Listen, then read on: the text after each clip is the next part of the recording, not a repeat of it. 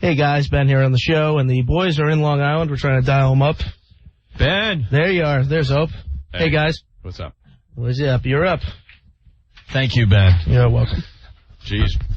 Hold on. Battle stations. Okay, I think we got it figured out finally. Yeah, it's Opie and Anthony. Hey. And I guess we don't have to tell anyone, but we might as well, that this is going to be a very different show today. Yeah. First of all, Anthony and I are not even in New York City. We're on the outskirts of New York City. We're out on Long Island. We're out on Long Island. Want to thank the fine folks of WLIR on Long Island. Got to give them a plug today because we're broadcasting from their studios. Yeah. This is just, we don't even know where to begin. This is just unbelievable. At 9:15 this morning, I was getting ready to go on a train to come into work to do our show today. From Midtown Manhattan. And they completely shut down Manhattan, where no one is allowed into the city, which is just unbelievable in itself. A lot of people. Anthony, who lives in Brooklyn, could not go into the city. No, they shut down everything coming in. There was no way you were going to get in. So here we are on Long Island to attempt to do a radio show today. I don't know why. I was like, and I'm never getting home, by the way. I just want to let everybody know. Well, you could crash at my place. Because as I was driving in, I'm on the Belt Parkway, driving away from Manhattan, clear as a bell. I could do 90 because I knew there wasn't going to be a cop with a radar gun. So I got here really quick. But on the other side of the road, heading toward the city, and heading toward where I live, just a mess. Yeah, they completely shut down the Long Island Expressway. Yeah. Which, for people in other cities, just imagine your biggest road in your city just completely shut down. Yeah. So here we are. We're trying to set up communications. We're going to set up the website so we can read some instant feedback from all over the country. We're going to take a ton of phone calls today, right, Ant? Yeah. I mean, everyone knows what happened. I don't even know that we got to run through it 8 billion times again. Now it's all about revenge. Right. Whose ass do we kick? Right. About this? Because I can't just sit by and think of all the other times that things have happened and the president has the rah-rah speech and before you know it, weeks turn into months and you realize nothing happens and the general pissed off attitude you have just goes away and you forget about it until the next time. And you get the same crap every time. This time, we need something huge, a response quick and so decisive and brutal to whoever did this that they have to think twice about doing it again. Or they just plain don't exist anymore. Or they don't have the resources to do anything except skin animals for clothing in the caves that they live in. That is what we should do this time because this is unbelievable. Yeah, you watch it and like everyone's been saying, it's like just watching a movie. But it's real. Yeah. First of all, how did you hear about it? I mean, what were you doing? Me sleeping. What else do I do at that hour? I was up. I was having breakfast with my girlfriend in Northport, and I was listening to the morning show in New York on WNEW, the sports guys. And they're like, "You're the guy that listens to that program." So they're on the air going all morning. We're talking nothing but Giants football. Oh. And then I'm like, all right, I'll check them out for a little while. And then I go in and have my little breakfast, and I come out, and all of a sudden they're talking about a plane hitting the Twin Towers. You and I have talked about this on our radio show. We said on numerous occasions we're surprised that someone hasn't done it. Yeah, that no one has ever done that before. I'm not even talking about a terrorist attack. Just a nutcase in the area that wants to just end his life and do it in style by crashing into one of these buildings. We talked about that recently on our show. So I'm just assuming it's a Cessna or something, and it happened. A guy, he decided to end his life, right? Right. And so I'm listening to the sports guys describe this thing, and they're talking to someone on the phone, and everyone's watching TV at this point. And I heard them live say, holy, I think they even cursed because it was just beyond belief. Yeah. Holy ass, a huge jet just crashed into the other tower. Yeah. Now, the first thought, and I'm not trying to make jokes today, I'm like, man, those guys need, ratings that bad that they're going to go down this road and come up with some wacky radio Right, prank. you're thinking it's a joke. I thought it was a joke. Mm-hmm. And then sure enough, I'm just, I start spinning around the dials to make sure it wasn't, and I couldn't believe it. This is like our worst fear here in New York. If you work or live in the city, it's always in the back of your mind a terrorist attack or, some kind of explosion. And sure enough, today we're dealing with this, and it's just amazing because we all know someone that works in the Twin Towers, and our thoughts go out to them and their families because it's bad. I don't know. You have that hope that you sit and you watch and go, hey, maybe after the first plane hit, a lot of people got out, and maybe this, maybe that.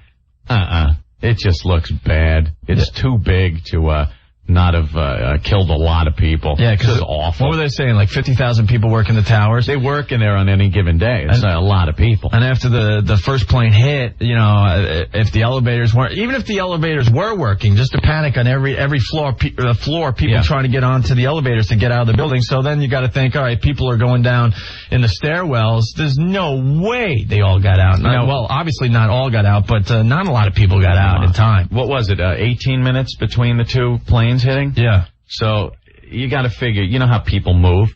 They're pains in the asses when you're trying to get through people. And even in a panic situation like that, it would be worse.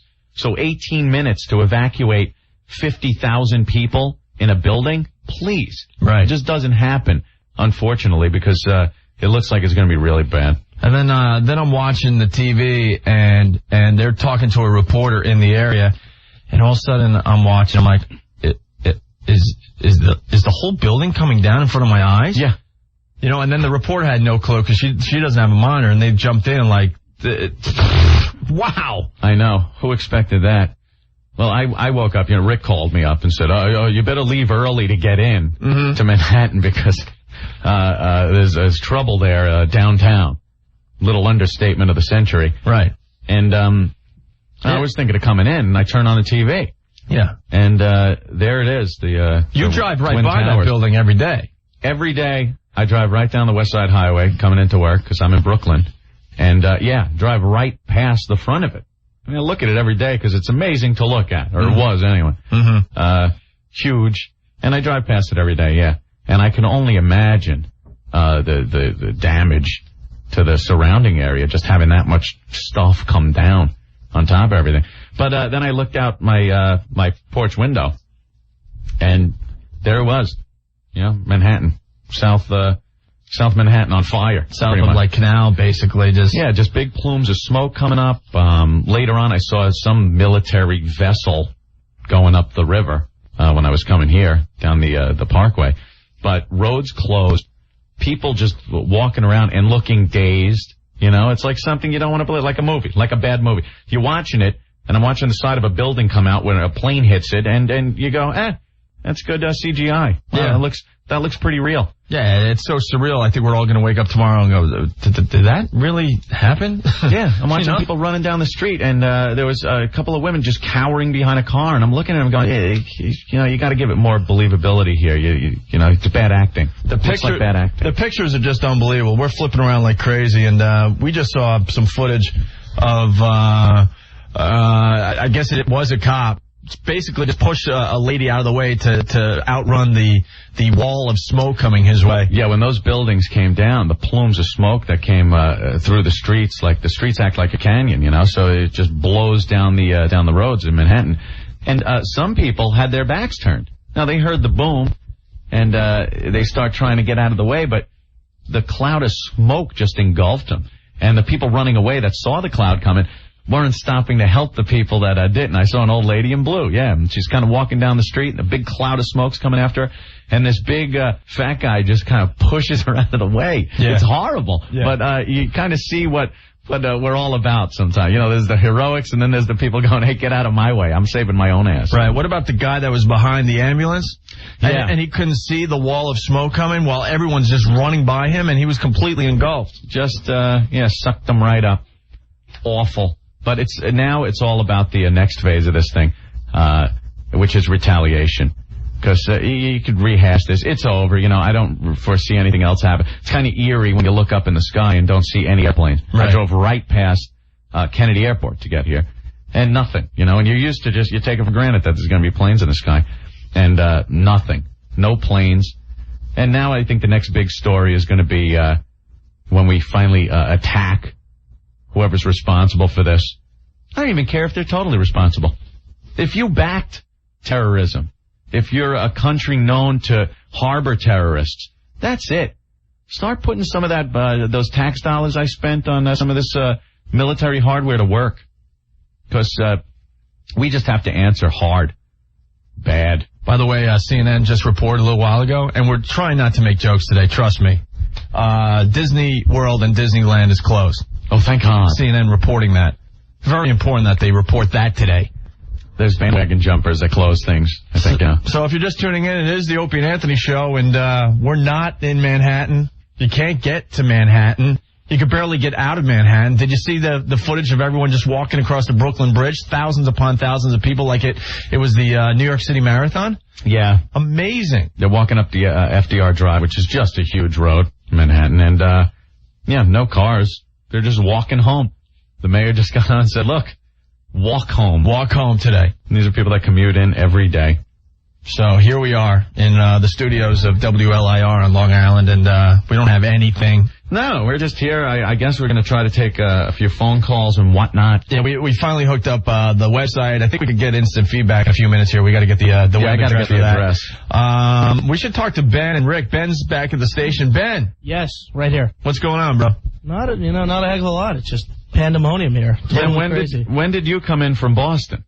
I drove in from Boston last night. Oh, you drove? I drove, yeah. I got back in New York about 9 o'clock last night. Because I was wondering about that. I'm like, Ben's in Boston. Well, when the days go by, we're all going to know at least one person that perished. I'm telling you right now. Yeah, because the scope of this is huge. Just huge. They showed on CNN the track of, was that the first plane that hit the tower?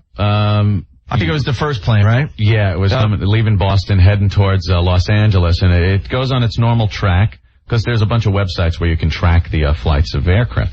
And you see it going on its normal track west, and then all of a sudden it just makes a sharp turn south. Somewhere in Pennsylvania, just as sharp as could be, turn south. It was over New York, yeah, upstate New York. Oh, it was? Okay. It turned south, and that you can assume is where these scum of the earth took the plane over.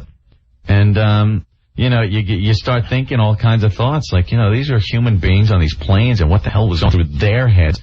Did they know what was going on? Was there a big commotion? Were the pilots even alive? Well, they had a guy, on a cell phone. This is all facts, by the way. We're gonna try not to, hang out in the rumor zone today. Yeah. CNN, said it was a fact that someone on that hijacked plane from Boston to LA that made the sharp turn somewhere in upstate New York, south.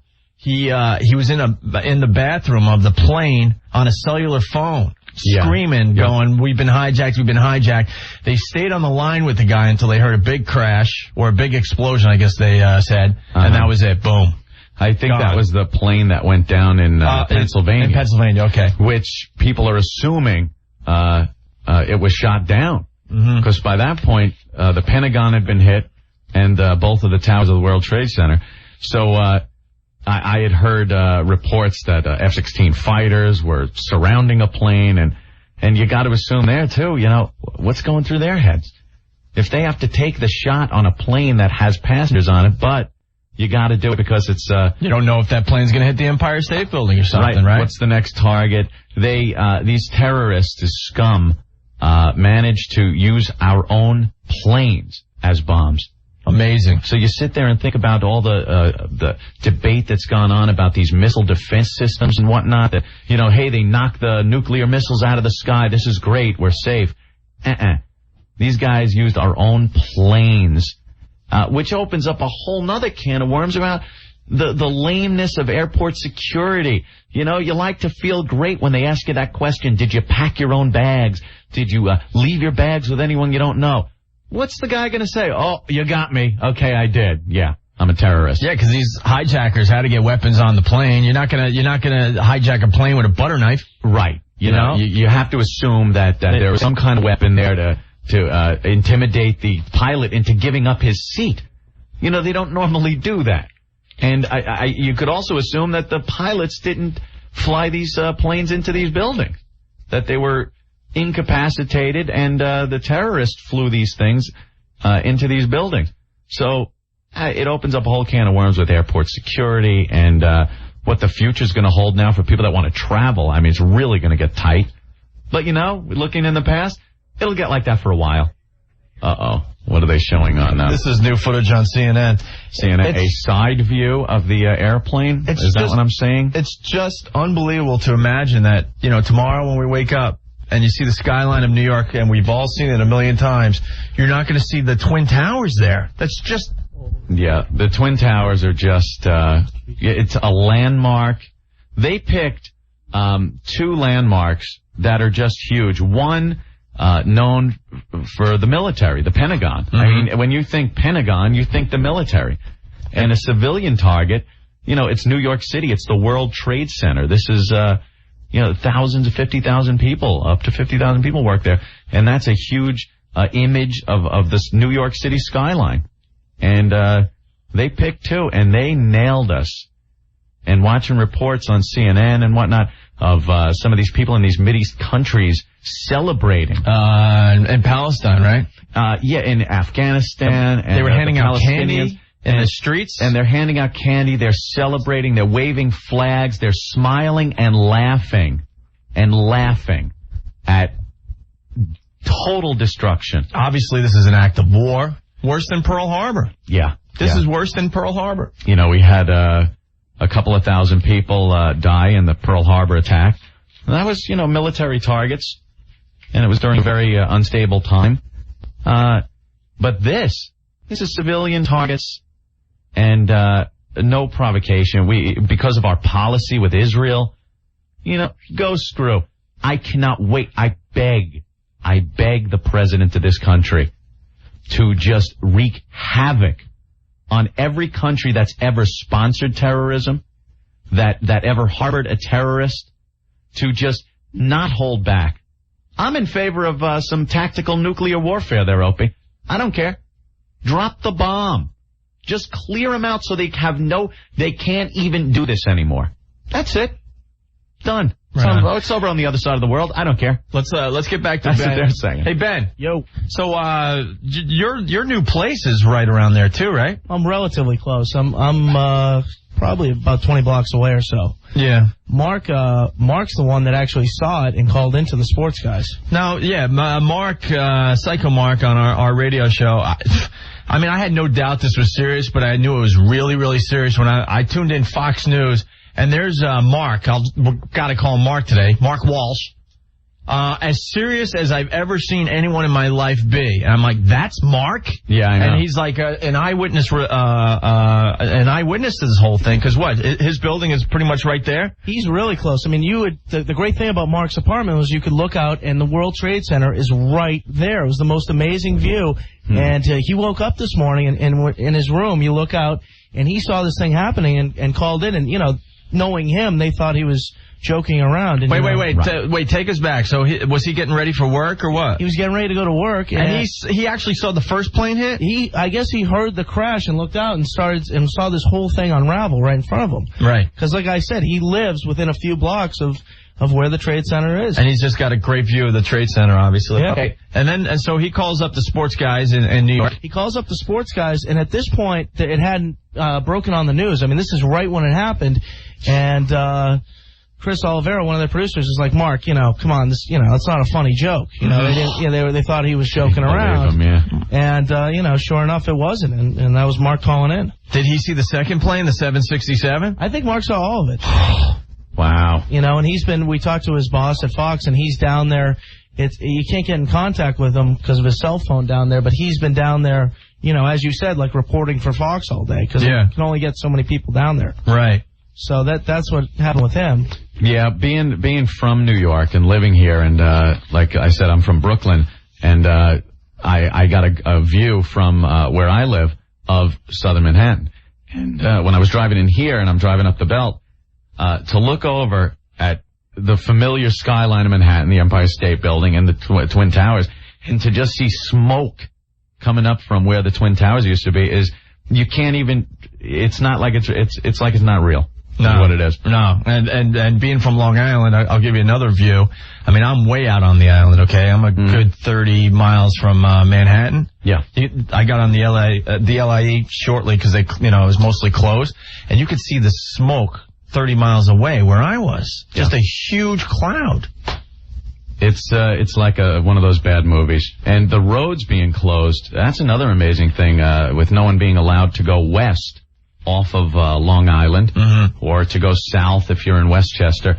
They've closed these roads, and you see they've used everything, because a lot of the police vehicles are being used in New York. So there's huge garbage trucks and dump trucks and flares blocking the parkways and highways going towards Manhattan. And there's like a scene out of Stephen King's The Stand or something. You look and it doesn't seem real until till it sinks in. It's really not sinking in yet at all. It's just beyond amazing. Ben, are the phones ringing like crazy or what? Yeah, we got some calls coming in. We have Keith the cop is on the line. I don't know if you guys want to talk to him. Oh yeah, you want to go to him? Yeah, was he down there? Yeah, he's there. You want to go to him? Oh, definitely. All right, here we go. Keith.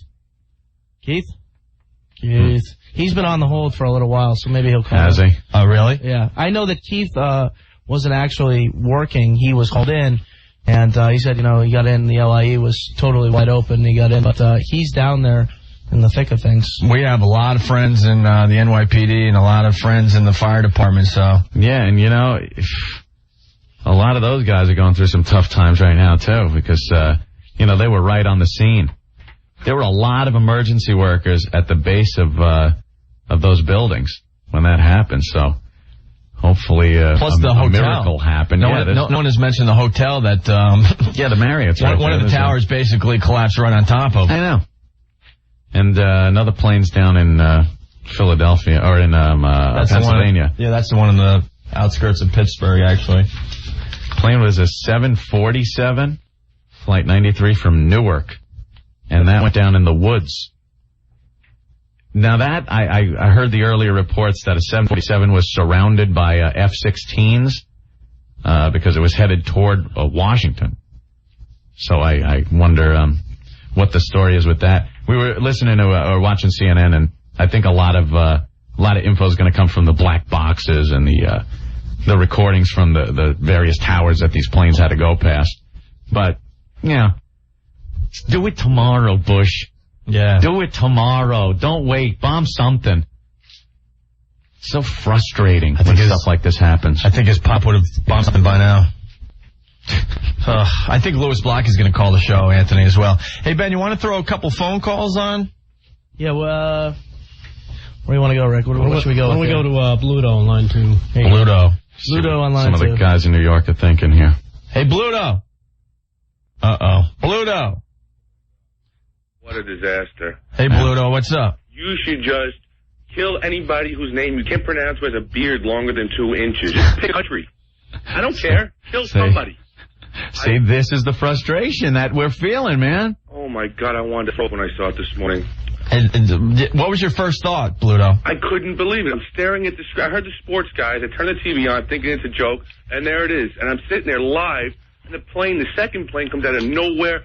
And next thing I know, I'm like, the building's gone. It's just gone. I work 2 blocks from there. Yeah, we all know people down there. That's what, I mean. There must be 50,000 people there. But just how it escalated, it was just like, the first plane, I really thought it was just a Cessna. I mean, it still sucks, but I'm thinking, okay, some wacko, decided to take his life. And then the second plane hits. When that second plane hit, you just blinked your eyes hard and went, what did I just see? A 767 hits the Twin Towers. And then you keep watching, and then you find out the Pentagon gets hit.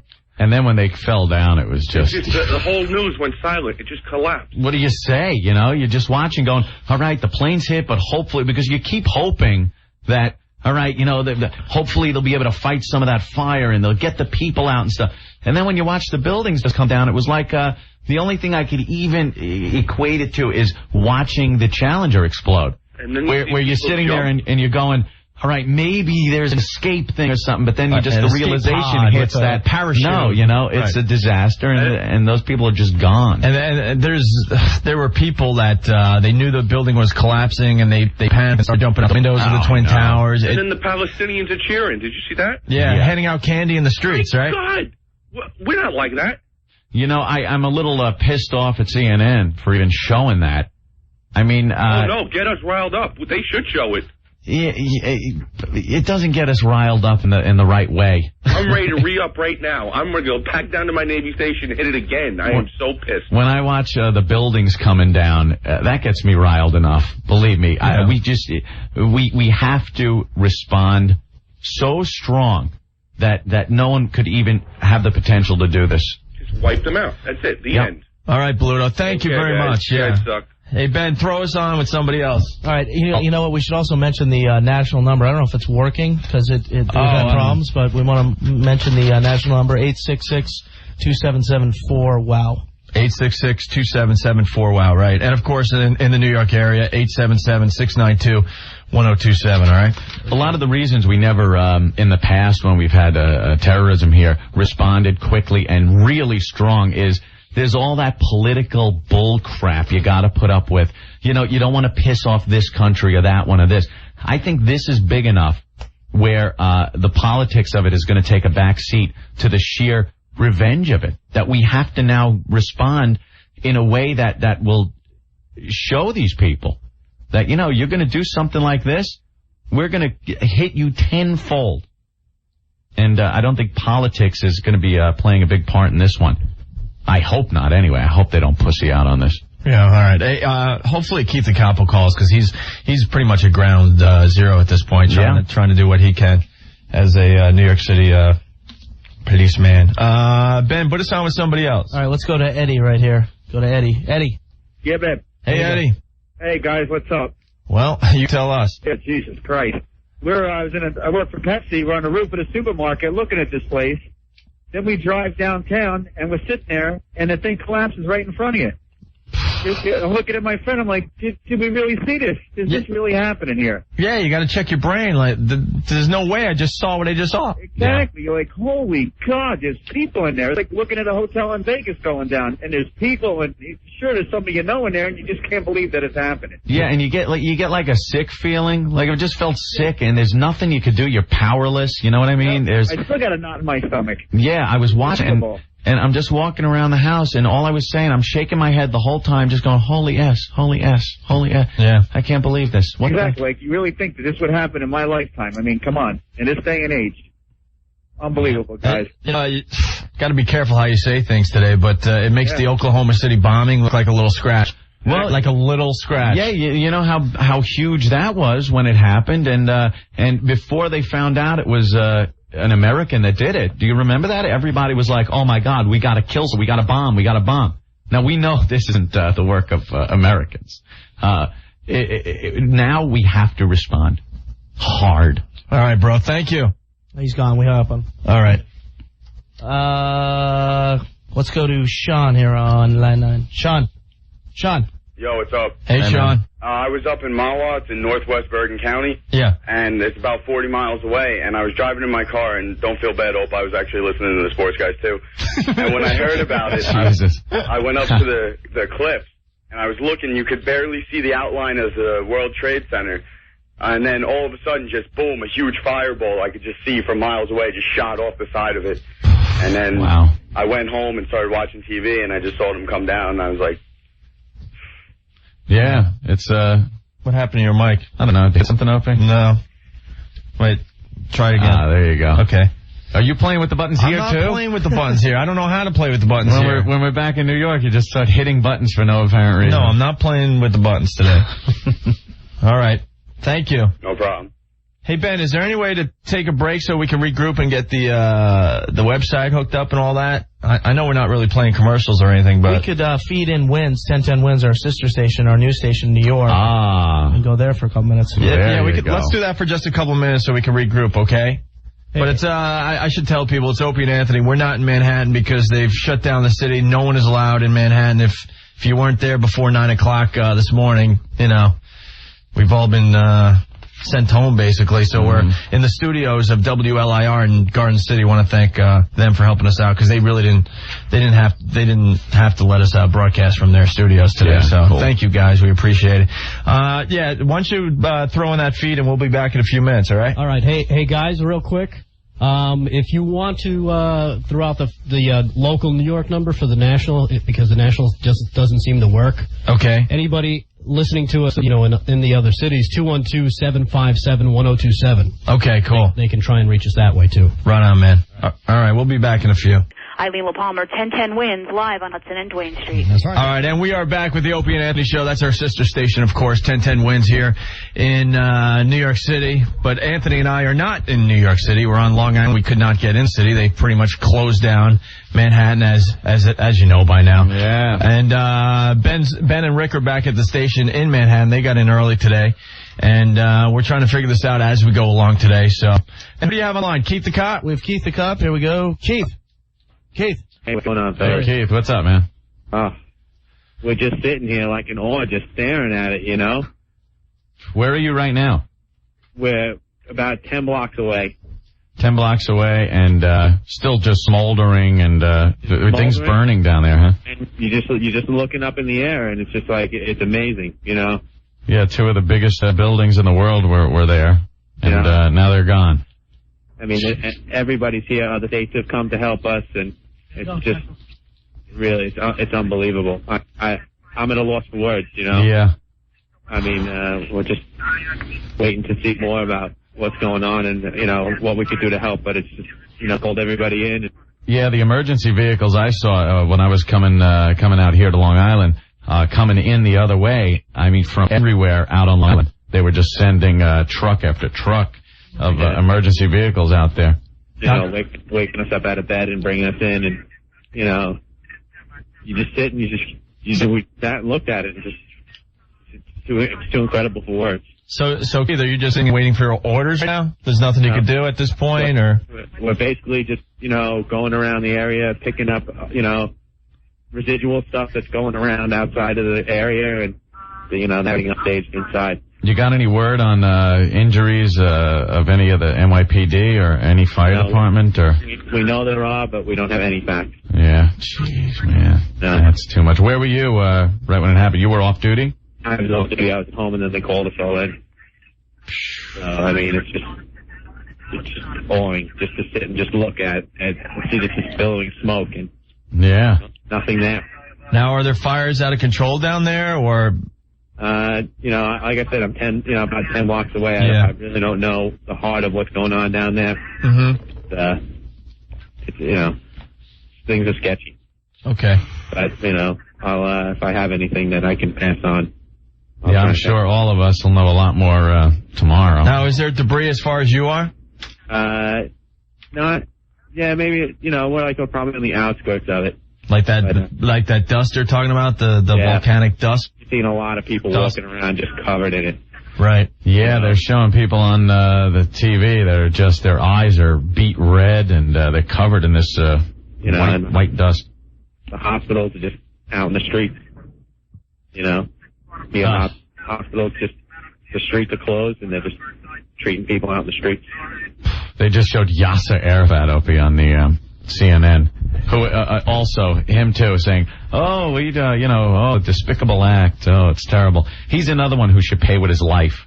All right, gentlemen, I gotta go. Okay, Keith, if you find out anything, please give us a call. You're pretty close. Okay. All right, man, thank you. No problem. It's safe to assume, I guess, they're done with their terrorism here for the day, I hope. It's like, I hate reading, they're closing this, and these people have been sent home and stuff. They're done. They did it. They're long gone, Like locking up the barn after the animals get out. Yeah. Done. Oh, and here's some more footage of the people celebrating in their dirty country that will soon be bombed out, I hope. Damn, I hope so. All right, why don't we take more phone calls, because everyone has a reaction. Everyone has someone that works downtown. Mm-hmm. I finally got word that most of the people that I know in that area, as far as family, are safe. Everyone is going through that same process today, trying to locate, family members and friends. Yeah. So, Ben, who do we have on the line? We got Matt from Washington calling in. Matt. Hey, guys. Hey, Matt, what's up? I just wanted to, first of all, say I love your guys' show. Well, today's not a day for that crap. I know that. It's the first time I've gotten through, but I usually go through the Pentagon. Today, for some reason, I was early to work, thank heavens, and because the metro stops right in the Pentagon. Phew, wow. And yeah, I mean, getting into the city, I was fine, and all the stuff was going on in New York, and then they evacuated us from our building. My building's right across the street from the FBI building, and it was eerie getting out of there. I mean, you're walking up. I live about 20 blocks up from the Pentagon, and as I'm walking away from the Pentagon, you can see how black the charred side of the building, and it's just. How insane is it that they were able to hit the Pentagon? Well, have you ever been down here? Hell yeah, many times. Okay, Flown in. But National Airport is right there. Yeah, so, yeah. It's a pilot makes an error, and in a plane that big, you're there at the Pentagon. I mean, yeah. So I've also heard reports that a fighter jet was following that plane. So, really? And I also heard another fighter jet has brought down a Learjet, not shot it down, but escorted it down. I haven't heard anything about that. Yeah, and possibly the one in Pennsylvania was shot down. Well, yeah, we'll find out in the coming days. It's just amazing. They use, like Anthony said earlier, our own planes. Our own planes. Again, who would have thought that this was possible? Right. Maybe one hijacker, maybe two. Mm-hmm. But we're talking at least 4? These are 4 planes, our own planes, American and United. I guess that was a conscious decision they made there, too.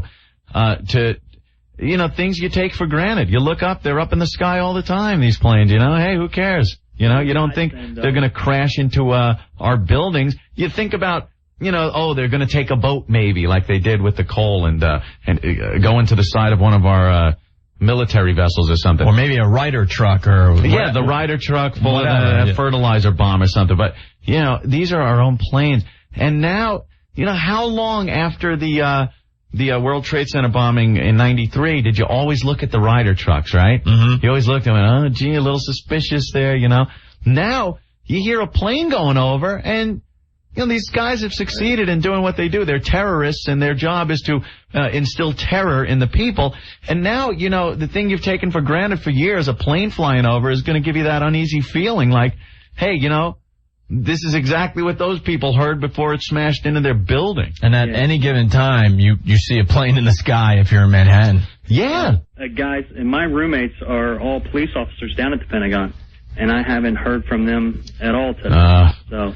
See, that's scary. Yeah, man. One of them's on the SWAT team, and another 3 are security, officers down there. So yeah, this is kind of a bonding thing for the JFK listeners and the other listeners here in New York, because the good thing about the Pentagon was where they hit, they had just remodeled, and they were getting ready to remodel on further down the hall, and it doesn't look like all the many offices that could have been filled were filled. Right. From what I heard on the news also, the other side of the Pentagon was really the money target that it seems, thank God, they missed. Yeah, that's facing the water, and that's, they always thought that an attack would come from that side of the water side, because that's where all the brass sits and all, it's just eerie. And then there was a report in your area that was false, thank God, that the local police saw a plane coming right up the Potomac. Yes. Oh yeah. Up the Potomac. See, well, that's the everyone was just completely freaking out. Okay, where's that plane going to end up? Right. Well, the speculation on a lot of these newscasts, they want to be the first. They want to get the info out. I heard earlier that there were 8 planes unaccounted for, and apparently that wasn't true. 4 planes. 2 came from Logan Airport. Right. Yeah. Right. Well, you can only assume that their MO here was to take a plane that was going to fly from Dulles to L.A. or from Boston to L.A. And then shortly after takeoff, hit a target because they're full of all the fuel they need to get all the way across the country. A flying bomb. Yeah, better than any bomb you could build and sneak into. And they don't have to sneak it onto anywhere. They don't have to put it in a truck. They don't have to do it's the plane itself is the bomb. They've used our own aircraft as their bombs. But Anthony, they had to have a weapon to. Right. That's what we were saying. In order to hijack the plane. Well, that's what we were talking about a little earlier. The Mickey Mouse security at these airports. That's true. It's very true. It's a pain in the ass, and it does nothing. It does nothing. That stupid question they ask all of us. Right. About did you pack your own bags? Did bags leave your site? You know, I am one of the strongest advocates of rights to privacy and whatnot. I've always been. The one place I would give up some of my rights to privacy is the goddamn airport. You know why? I'm not taking weapons in, and I'm not taking drugs through, and I have no problem. I'm just trying to get from point A to point B safely. So you know something? You want to check my baggage? You want to really do an in-depth work, a job on who I am and what I'm doing there? I got no problem with that. I'm with you I there, got buddy. no problem there. But you know something? At the counter, if you packed your own bags or if they were out of your view, that's bull. It does nothing. They should nothing. scan them. I mean, I'm sure they scan them, X-ray them, do everything. Scan them right there. Somehow these guys had to have gotten weapons on that plane to intimidate the crew into giving up their aircraft or kill them or whatever they did. I'm sure we're going to find out later on. But how did they do that? On 4 different aircraft. Right. Unbelievable. Right. All right. And I also heard the one in Pennsylvania that went down was possibly going to Camp David, which is just north of here. Well, there was rumors that Camp David was hit. I heard that on the way to this studio and then one today. fell short. That was false because that was the plane in Pennsylvania that went down. Yeah. All right. Well, thanks for the info. Take care, buddy. Appreciate it. All right. Bye. Washington checking in. They're saying that all air travel canceled in the U.S. until the earliest noon tomorrow, which is canceled. It's surreal to look up anywhere in this country. You look up, you will not see a passenger plane. It's not just America. Most of the world has canceled flights. Yeah. That was another surreal moment was when I walked out on my balcony at my apartment, and I hear fighter planes over Manhattan. You know, that was the only aircraft that was flying. You don't see them, but you hear them, and you know the roar of those engines are military aircraft. Oh my God, we've reached the point where we now need fighter aircraft over New York City to protect it. And warships on the way. Yeah, I saw military ships going up the river, up the Hudson. All right. And who do we have? Pete Radovich is on 6 with something here. Let's plug him down. Pete from, I believe, CBS Sports these days. Yes. Hey, Anthony. Pete, what's up, man? A couple things. Yeah. I fly probably more than anybody you know. Yeah, you fly a lot. He covers all the, what, you were affiliated with the NBA? Right. And now you traveled all over to the games? I travel at least once a week, and I will gladly wait online for 3 hours every time I fly, if I have to make sure that they can strip search me for all I care at this point. You know, I get annoyed waiting at airports if I have to wait because somebody's carry-on's too big or they don't have the right ticket or something. That annoys the hell out of me. But if it's for safety's sake and I know it's really going to make a difference, I don't think anybody would argue. You know what? Human nature is such that you say that today and a couple of months go by and people are like, oh, you know what? I just want to go to L.A. You know, come on, move it along.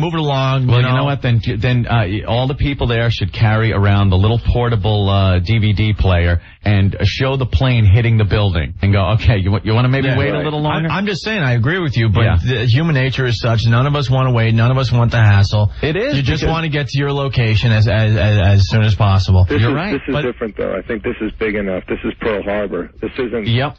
There you go. Oklahoma City was big, obviously, and the World Trade Center the first time was big. This is off the charts.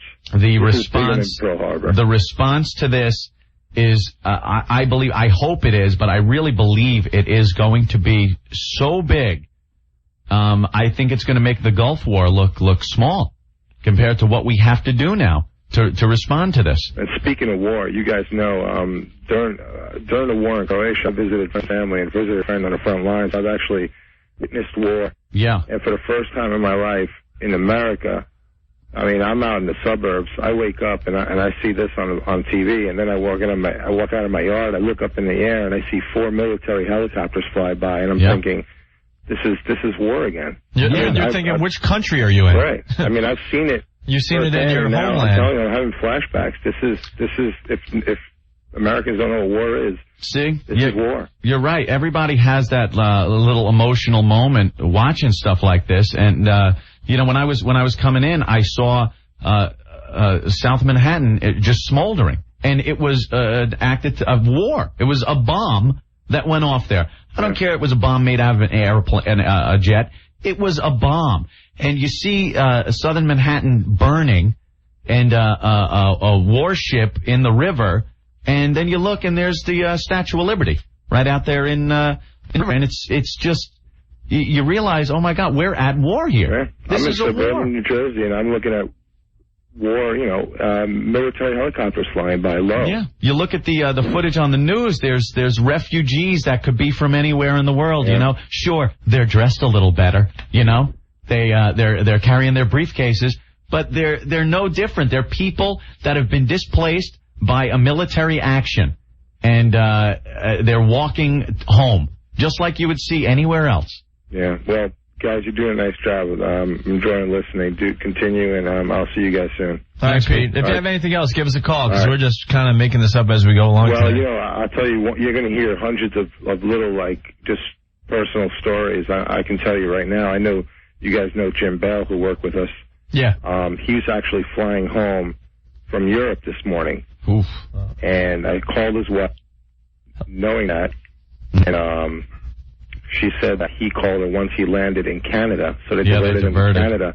The idiots on the plane, the pilot actually announced to the passengers what had happened while they were over the Atlantic. Oh man. My God. Can't you just say, hey, I'm in the mood for some Canadian food. Right. Or something. How about some Canadian bacon? Yeah. She was pissed. I mean, she was telling me. I mean, I haven't spoken to him yet. He's still on the plane in Canada. They won't even let him off the plane. But he was actually in midair over the Atlantic, and the pilot came on and announced that two planes had struck the World Trade Center.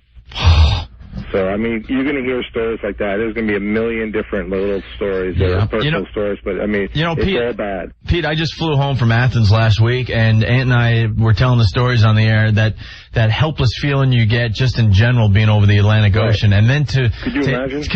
No, not at all. Could you imagine having to listen to that? No. I mean, And I was, when I came in, we took our vacation at the same time last week. And you come in from Florida, and I was coming into Kennedy Airport, and you pass by Manhattan, and you always look out and just you're amazed by the view. I don't think there's many cities around the country that when you come in a jet that is so impressive as Manhattan. And to just imagine that part of that skyline was just destroyed by terrorists is amazing.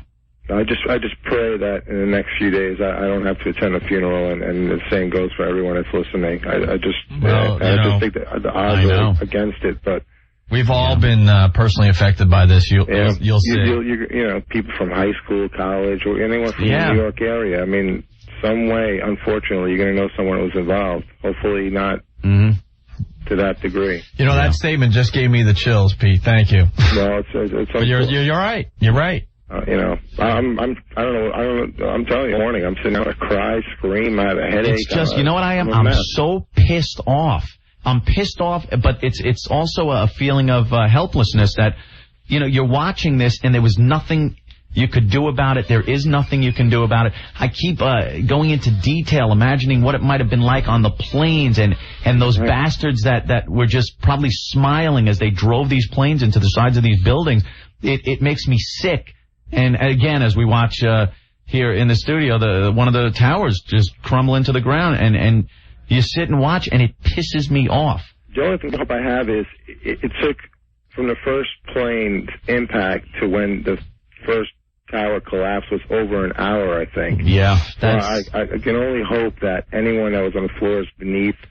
Well, Pete, that gave people a chance, but you know what? Yeah, that's a long time. That's a quick hour though, when you have to walk down all those flights of stairs because the elevators are either packed or not working. I'm sure they weren't working. Unfortunately, I'm sure a lot of people were able to escape, but I don't know, man. A lot of emergency workers too.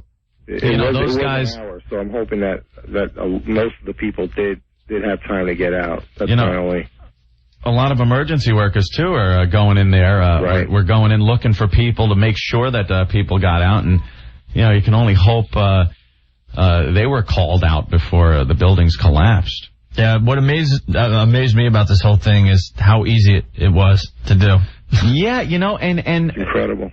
It's like, didn't they have a clue? Usually they have a clue when something, is in the works with these terrorist organizations. Here you go. And I'll get on my soapbox once again with this. We went through 8 years of prosperity here in this country. Everybody was in the stock market. A lot of people made a lot of money. Relative peace. when Clinton was in office, no one noticed that the ball was dropped as far as things like intelligence goes, and the military, and things used to be in place that would catch stuff like this before it happened. You'd get an inkling of a terrorist group getting ready to do something. And something of this magnitude, there should have been some smell in the air that something was brewing. But we all did nothing. We were very happy here in this country, and the administration that was in office 8 years, Clinton and his pals, and I'm not pointing the finger of blame here, because the terrorisms are 100% responsible for this. But there should have been something in place over the last 8 years that could have detected that something was happening and dropped the ball there. Well, and that's going to be addressed. Yeah, that'll be addressed probably in a few days. Obviously, the concern. Why? How could a terrorist organization organize something? A lot of people have to be involved to pull something like this off. It isn't 4 guys going, hey, you get this plane, I'll get this plane, and we'll crash it. It takes a lot more people that either remained quiet, or there wasn't enough intelligence in place to weed out any inkling that this was happening. So we got to step things up there, I think. Yeah. Millions. I mean, millions, and God knows how much money taxpayers pay for intelligence and all that stuff. Well, in the last 8 years, I think it was more important to put that money elsewhere for some reason. We totally forgot that the threat isn't with the Soviet Union anymore and missiles and ICBMs. It's with things like this, with small boats going up to our ships and people in our own planes now crashing into buildings. I mean, we got to put things in place, intelligence that could weed this out. And you're right about the bastards. They waited for the LA flights, the California flights. They'd have enough fuel. Full tanks of fuel. Yeah. Exactly right. Bastards. All right, Pete. All right, guys. Take care. Thank you. Take care. Pete Radovich from CBS Sports. Who do we have on 7, Rick? Al. Al, hey. Al. Oh, hey. What's up, Al? Yeah, I work in the trade center, man. I got out of there. I was treated and released just about 40 minutes ago. Now I'm back in Staten Island. You're not BSing with us? Because this isn't the day to BS, man. No. So what happened? You got to work at what time today? Well, I got to work early this morning, earlier than I usually do at 8:30, and then I'm screwing around in the building, and the explosion happened, and I was lucky enough not to be on my floor, which is 97. Get out of here. Yes. What floor were you on? I was in the 50s. I was on 53. And where did the plane hit? It hit in about the 80s, actually. The first one, right? It's a lot higher. Okay. Oh, Opie and Anthony, you never felt such drama in your life. I mean, people were literally, like, beside themselves, running around crying. Yeah, that's pretty dramatic stuff. My heart is beating still just thinking about it. All right, so the explosion hits, and what's the first thing you do? Well, nobody knew what it was. Nobody had any idea. We were baffled. So, most people are walking around like, what was that? Was it an explosion? Where's that coming from? Some people are heading for the exits. Some people are at their desks still trying to talk on the phone. Right. It was such mayhem.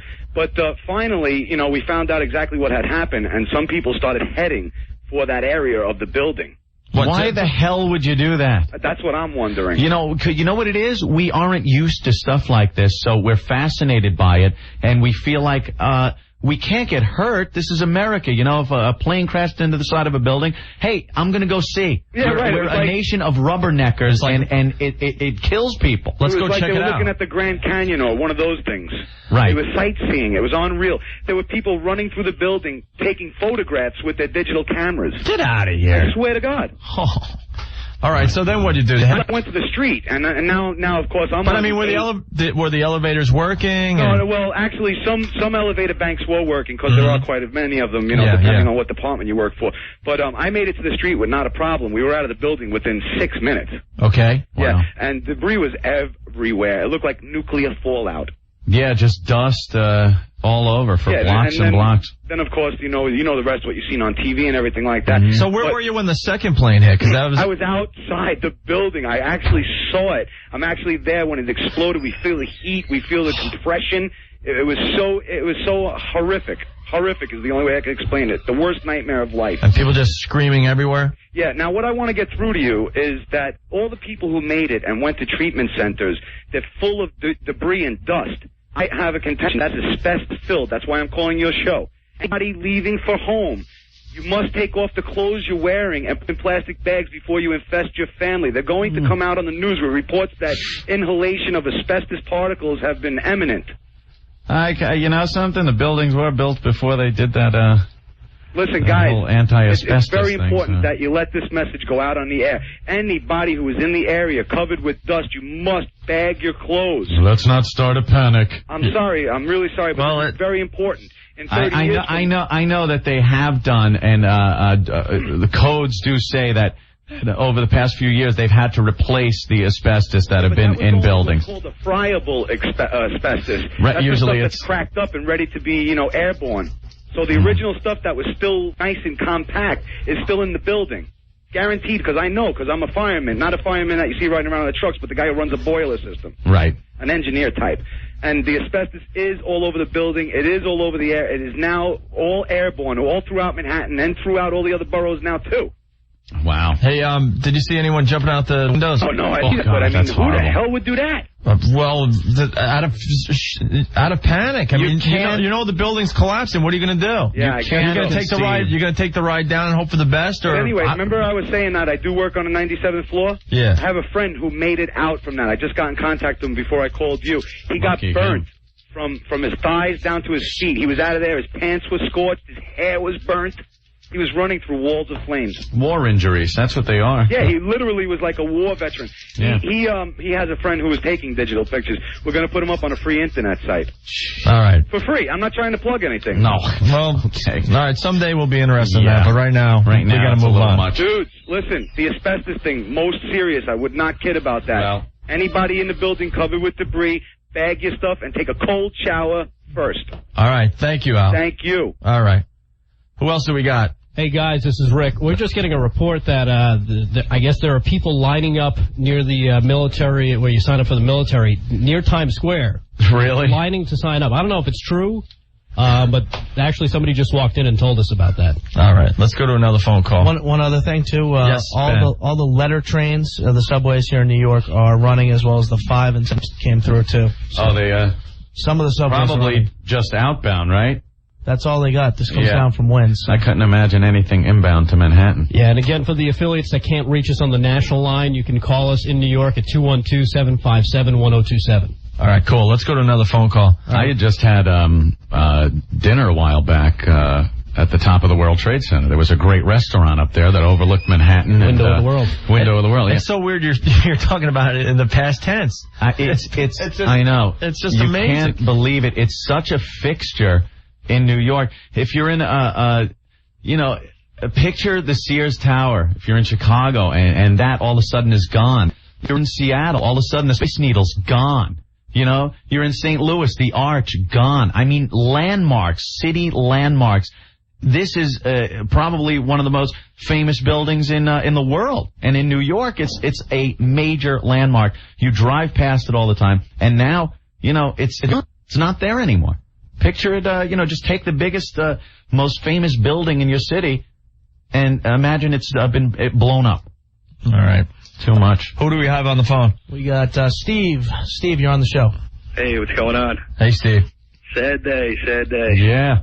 Rick's news is pretty funny, though, because I've been saying all day that I'm ready to go sign up at this point. Hold on. Wow, look at these people just running. Yeah, it looks like the running of the bulls.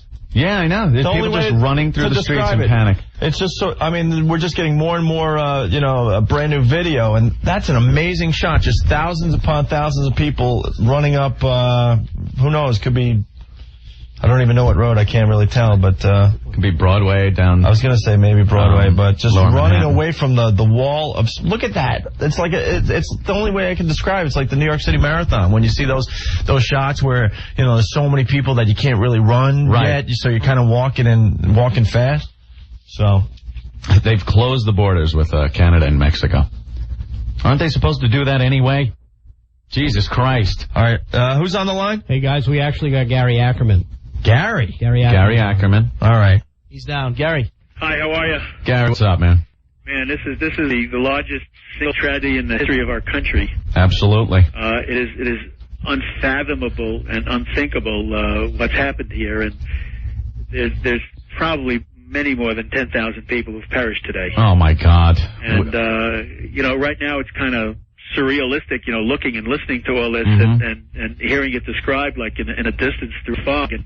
And as soon as we start getting more details, there's not going to be a person who is in this city, who is on Long Island, who is in the state of New York, or in the country, who's not going to know somebody who was killed today. Yeah, that is a huge number. This is a day just like Pearl Harbor was. Yes. You got to understand the scope of this. It's huge. We've had our brushes in the past with terrorism, of course. A lot of the times it's military or I hate to say it, but we don't feel as bad when maybe it's 5, 6, 10 people that lose their lives. We kind of shut ourselves off to that. But something this big affects everyone in the country. It's huge. This affects the entire civilized world. First, it's going to affect us personally because these are going to be real people pretty soon, rather than just whoever was there and we don't know who. Right. It'll be real people. This place was leveled. You have to look at all that steel and concrete just melted down. They're never going to find 1% of the remains of people that are lost there. Not to mention the passengers of 2 aircraft. That were in this wreck. I would suspect more than 1,000 people who were just on the planes perished, and this is going to be a much larger number than that. So what do you think the response should be, Gary? Well, we have to really take stock of the situation. I think we've all pretty much come to the conclusion that this is a terrorist attack by a fundamentalist or several fundamentalist groups, probably one group. Bin Laden. Well, that's whose fingerprints seem to be on this right now. He's very well financed, and when you think of how many people had to be involved in this secret heinous act, people to recruit, people to train, people to bring people to the airports, to drop them off, people to the number on each plane that you need to overwhelm passengers, crew, pilot. The fact that you need well-trained pilots who knew exactly where the targets were and how to get there. You need people that know how to fly jet aircraft. You can't just pull these people out of thin air. This is something we should have been able to pick up on. And I was saying that the past 8 years of prosperity have kind of undermined our intelligence. We dropped the ball. Exactly. I just got back very recently from traveling through the Middle East, and I met with the leadership of many of the countries there, especially in the Arab world. You met with Arafat. I met with Arafat, as you know, quite extensively. I met with the leadership in Syria and Saudi Arabia, the Crown Prince, and the people who run the government, the defense ministers and foreign ministers of each country. What was your vibe with those people?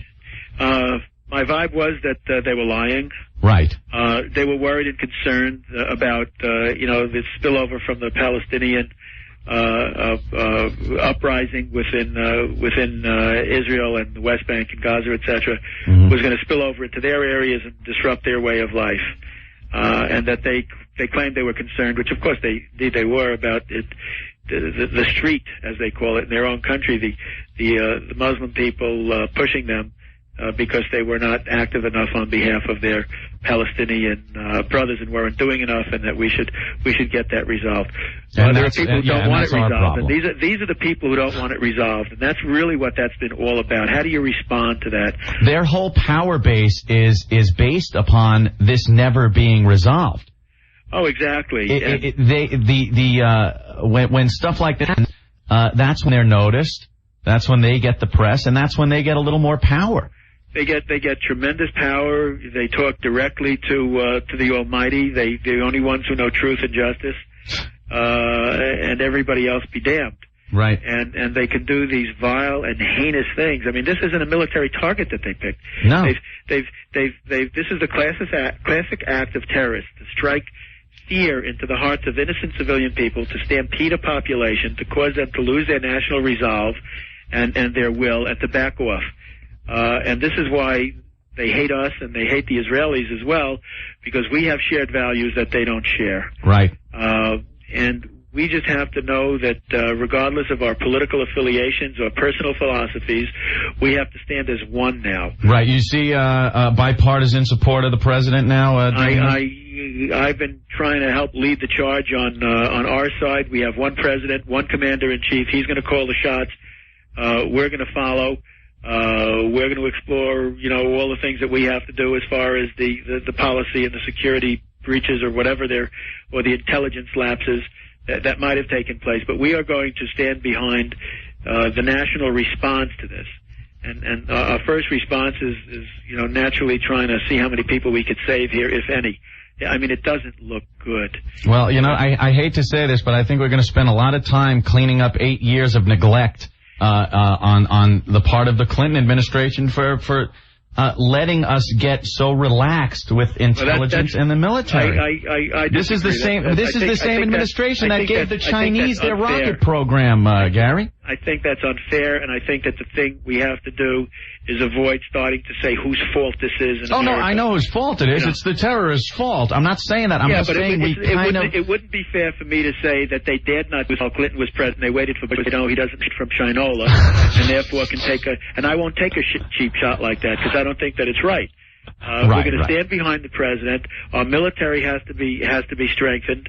Unfortunately, we've blown the whole national surplus on giving everybody a lousy $300 when it should have been used for the defense. But that's beside. We have to stand as a people and not bicker over this and try to get political gain for one party or another. Gary, what does the president do and when?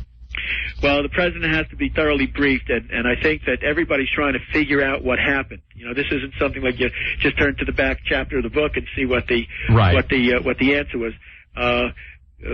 We have not received full briefings yet because everything is in a state of progress and trying to figure out what happened and how it happened. I was just talking to, Washington. We're being briefed by the people in the Sergeant at Arms Security, and I was just with the NYPD. I went down to from Queens. They took me over to Port Washington, where we loaded a bunch of EMTs, emergency medical technicians, onto ships. Yeah, a lot of Long Island emergency equipment going to New York City. To bring them into the city by boat. Because otherwise they can't get in there at any time soon. I noticed the roads a little congested going westbound. It is a mess. It's a nightmare, and people are sitting in traffic, trying to get somewhere, and then they try to get back, and that ties things up because they realize they can't get anywhere. Mm-hmm. One of the sad sidebars to this horrendously horrifying incident is the reports we're getting and the clippings we're getting of people in some of the Palestinian areas that are celebrating this, for joy and laughing, handing out candy. It is that human beings would succumb to taking joy in this tragedy. You use the term human being loosely, my friend, because these are very sick, evil people that take any solace, no matter who is your political counterpart or enemy or whatever. You don't wish this kind of thing. I mean, when there's an earthquake in Turkey, in Pakistan, the Indians even go to help. When something happens in Turkey, the Greeks send help. The Israelis send people all over the world, to try on these emergency situations. No, these people celebrate death in the name of God. It's just beyond any realm of reality or civilized thinking. Right. You're absolutely right, and the fact that Mr. Arafat immediately after this happens denounces it as a terrible thing. I mean, what does he expect? He is absolutely guilty of giving license to people who would even think about this by talking the language of hate and terror, and that it's okay to kill, and to show it on television programs to their school children about killing and murdering, and this is acceptable. This is no way for human beings to behave, and I think that the problem is, indeed, we're not necessarily dealing with human beings. Right. It's time to get our house in order. We're going to get our house in order. We are going to hunt these dogs down, and they will pay the price. Last scene of The Godfather. Michael Corleone takes care of family business. It's time. We got family business. Yep. All right, Gary. Thank you. Thank you, Gary. Yeah. Let me just put in one additional thought here. Sure. And this thing hasn't been completely ferreted out yet. But the much heard about conference against racism in Durban, South Africa. Yeah, that was a farce. Where the Arab world had gotten together. They linked us together with the Israelis, of course, because we It was an American-Israeli fest. That's right, and the Americans and the Israelis walked out, and this is in part their revenge for that. Mm-hmm. And the ultimate at their anti-racism summit, they decide to pull one of the hugest racist attacks in history. Exactly right. It was a conference to promote their brand of racism, mm-hmm. and to get attention for it. And this is the fruit of their work. The free and civilized world cannot tolerate this kind of thing. This is an evil that exists, and this evil will not be allowed to stand. Thanks a lot, Gary. Keep up the good work, guys. All right, Gary Ackerman.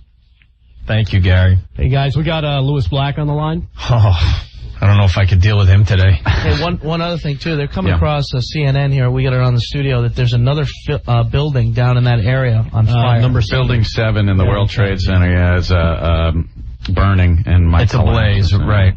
Okay. You guys too much. Let's talk to Louis Black from The Daily Show on Comedy Central. Louis. Hey, guys. Hey, Louis. How we doing? Jesus. I know, I just was listening to Gary. It is unbelievable. I mean, what's truly unbelievable is I wake up this morning and go into the shower. I'd finally get an apartment building that has a view. Yeah, right? Look at Lewis's luck. And it would be, great, I get to view this. Carnage. But I get up to go, I mean, this is the way things are, because you live your life. You get up, I'm going to take a shower, I'm going to go see my shrink, for obvious reasons. And walking around, and the window's wide open, and I don't notice it. You didn't even notice? I was looking at, because I'm looking at for part, I've got a window that kind of spans around, right? Yeah. So I'm looking at the water, I'm looking at the boats, walk away. And it wasn't until, I had a TV on, and I went, Jesus. And then you look out the window, and it was unbelievable. A friend of mine was in Brooklyn, who I talked to and saw this. I don't know how you handle this. I mean, because I'm sitting here. I was looking at it but saw the plane hit it. Wow. Hit the second building. Yeah. Standing in Brooklyn on the street. Well, the thing is, everyone was looking in that direction because it's not every day you see the World Trade Center on fire. Yeah. So everyone was looking in that direction. So a lot of people did see the second plane hit it. Yeah. And at that point, you're amazed that you're just looking at the World Trade Center burning. But then when you see another plane hit it, you rub your eyes, open and close them a few times, and then just curse like, what the F did I just see? Yeah. Because it really does, it's...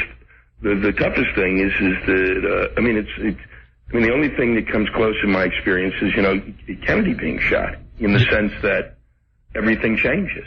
Right, as a country, right. Everything changes. Yeah. And and you can say, well, the Kennedy thing may not be a big thing, but it was, because, it was like, well, if you can kill any schmuck can kill the president. Right. We're in a different ballpark. And this was like, if they can do as you were saying, I mean, this is, I could see a Cessna, okay? Right. Yeah. I can understand that. I could see somebody taking off from Hackensack. We've talked about that on the show, Louis. Yeah. We were surprised that no one has done that before. Hey, I hate my life and I happen to be a pilot. Yeah. What was that? Initially, when I saw the building burning, I thought that's what it was. I thought, okay, right. Great. Yeah. And then, that's all that's left. But it was how many? It's 1, 2, 3, 4. Yes. Louis, I'm sorry. We're just looking at ABC News. They have a new video of the World Trade Center. All that's left, the front of one of the towers, is all you can say. It's like a scene out of Planet of the Apes. Yeah. Now the thing is, the only thing we really know about terrorism, aside from the real life experiences we've had, have always been the movies. So you always thought, all right, I watching the movies and they make an A-bomb or something and they bring it over here, or they have a bunch of troops that come across from Mexico and take us over. When you think that you look up at aircraft and now it's a potential weapon, a jet plane now, you look at it, there's a potential terrorist weapon. It changes your thinking now. Yeah. It changes your everyday walk through life thinking. Who would have thought that this is the way it would have happened? You know, because I think that's what I meant. Yeah, by movies, you're just. But I mean, you know, when you work and live in Manhattan, it's in the back of your mind that eventually something really bad is going to happen. I mean, 8 years ago with the World Trade Center, that was pretty bad. But it's always in the back of your mind. It's going to be a little worse next time. But I don't think any of us thought it would happen in this way with our own aircraft. It's just amazing. Yeah, and it's also you know, this mentality that you learn. You know, and it's a hell of a way to learn it. But the mentality that you learn when you go to, you know, if you go to Europe, you know, and you realize that these people have all been bombed. They've dealt with this for many years. We were always like, you know, how could this happen? Well, we got in this state of, how do you train? You know, I don't have the energy to get through the day. Right, okay? And now to deal with this. How do they train 4 pilots? I mean, or however many other people. Who knows how many there were inordinate project. And that's what I'm saying. You can't just do this without a lot of people being involved. You can't just grab someone and put them behind the controls of a 767 and have the pinpoint target. This is something that went on for quite some time, and we were not aware of it. Yeah. We had no clue this was being planned. And each plane had more than one guy to take it over. It had to. Yeah, you can't just have one guy. You can't have one guy. The other thing... You know, and the other thing you learn, too, is another friend of mine said today quite aptly that, you know, because I travel, I'm on an airplane all the time. Yeah. And you know, and I go through security, and, you know, about every second time, you know, they actually check me for you know, they check your bag where they see if there's something on it, where they do this thing now, they take a piece of paper and touch your bag and check it. Right. And you kind of look at it, and you know, it's like, there's a sense of it, as a friend of mine said, it's like they've got the checkers from D'Agostino working there. Yeah, exactly. It's bull crap security. It is, and it has been, and I've always kind of wondered, you know, shouldn't we, you know, when people would stop me, I'm like, you know, and people get irked, you would get irked, and I go, you can't what are you, nuts? Yeah. You know, if it takes us 20 minutes to get through there, because that's what they do everywhere else in the world. Yeah, right. Except for us. Well, we feel so secure with those 2 huge oceans between us and the uncivilized animals of the world. Yeah. And then you realize they used our own planes, Louis. Yeah, I know. They used American and United Airlines to smash symbolic landmarks of America, the World Trade Center and the Pentagon. Yeah. Unbelievable. We were looking in the wrong direction. Truly. And then the other one that went down in Pittsburgh, which they're now saying it made a turn to go to Washington, and was probably, you know... Could have been shot down? You know, I have no idea, but it made the turn. And that's where that one was heading. It was back to D.C., which meant they were probably either going for Congress or the White House. And that was a 747. Yeah. Yeah. I mean, it's beyond, you know, and it's, you know, it's like... and it's the day where, you know, this is what people say, you know, everybody always goes, you know, we've talked about this all the time on the show. Mm-hmm. Where does comedy stop? Yeah. You know? It stops today. This is where it's... But you know something? 75 years from now, they'll make fun of it. Oh, yeah. Jesus Christ. Well, if I'm alive. We're a mess. If I'm alive and there's a stage, yes. But not, you know. No, absolutely, this is where you just draw the line. But everybody always says, you know, what is the line? And I don't think there's much of a line, okay? I mean, I think you can make a joke about practically anything. Oh, man, you've been on our show, sure. You know, but when you reach any kind of point of this type of violence, there's nothing, you just have to stop. There's nothing, you know, nothing funny. The level of stun that most of us are at is beyond belief. Yeah, the reality of it has more impact than any dopey joke you would ever even hazard to make about it. I mean, just the reality of watching the World Trade Center towers crumble to the ground. Yeah. I mean, who ever thought you'd see that? When they tried it in '93, you sat almost smug and proud going, look, bastards couldn't knock it down. That's right. They had a truck full of explosives. We all saw the crater it made on the news, and we said, look, you bastards, you couldn't even knock it down. You had carte blanche to the garage. You blew it up the base of this building, and it still stands. Go F yourself. Yeah. And here we are, 2001. They used planes, our own planes, and to watch them, both of these things crumble to the ground was just like you felt beaten and helpless and pissed. Yeah. And I And the thing is you just, and everybody's just watching because all you want is like, how do you pull something like this off? I mean, one plane I understand. I could get that. Yeah, we said that earlier. One I get. Four, I'm beyond how. No, you need to conspire with so many people to pull this off that we should have gotten an inkling that this was going down. Yeah. We've failed over the last, like I said, over the last 8 years. We had a lot of prosperity in this country, and we kind of put off things that we didn't want to think about. Yeah. The Soviet Union crumbled. Great. that's wonderful. That doesn't mean we don't have to turn our intelligence binoculars somewhere else. And this is where we have to look. Well, the thing, the other thing was that how, once the thing that I didn't understand, and God knows, you'd think, that I'm the commie pinko of the group. The one thing that is that you've got, as my friend calls him, Omaha bin Laden. And that thing occurs at the World Trade Center, and we don't go, well, that's it. We're hunting him down. And you know what? We don't stop. Louis, we don't assassinate people. That's uncivilized. I know we don't assassinate him, but you go and get him. You go, kill that's it. Right. It's called tough. Exactly. I don't care. I'm not talking about killing him. I mean, but But I do say you track right to him. You go right into whatever countries, and you say, that's He's it. in Afghanistan. And you know something? Afghanistan is backing this guy and supporting him and giving him a place to live. So now Afghanistan has to suffer. Yeah. This is how we have to deal with this. I don't know how else you deal with it. I mean, you were talking about the Palestinians. I mean, these guys are, and I would say, but when I saw it, my immediate reaction was it's got to be the Palestinians because they're the ones basically who were in the most sense of rage. Right. And so, but if you do it, you don't celebrate.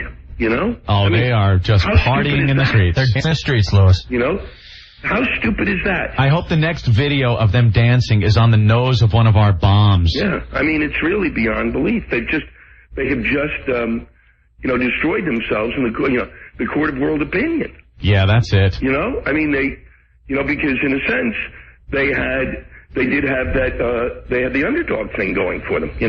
In a sense, I mean, I'm Jewish. These people, in a sense, historically, and this is the thing I hope we get over in my lifetime. When you set up a situation like you set up in Israel and Palestine, 100 years ago, whereby you set it up so that you don't have that the British and the French go in there and set it up so that it has no solution. Yeah. They set it up. They're going to go, okay, you Palestinians, go live in a dump, and we're giving this to the Israelis. Right. And everybody goes, okay.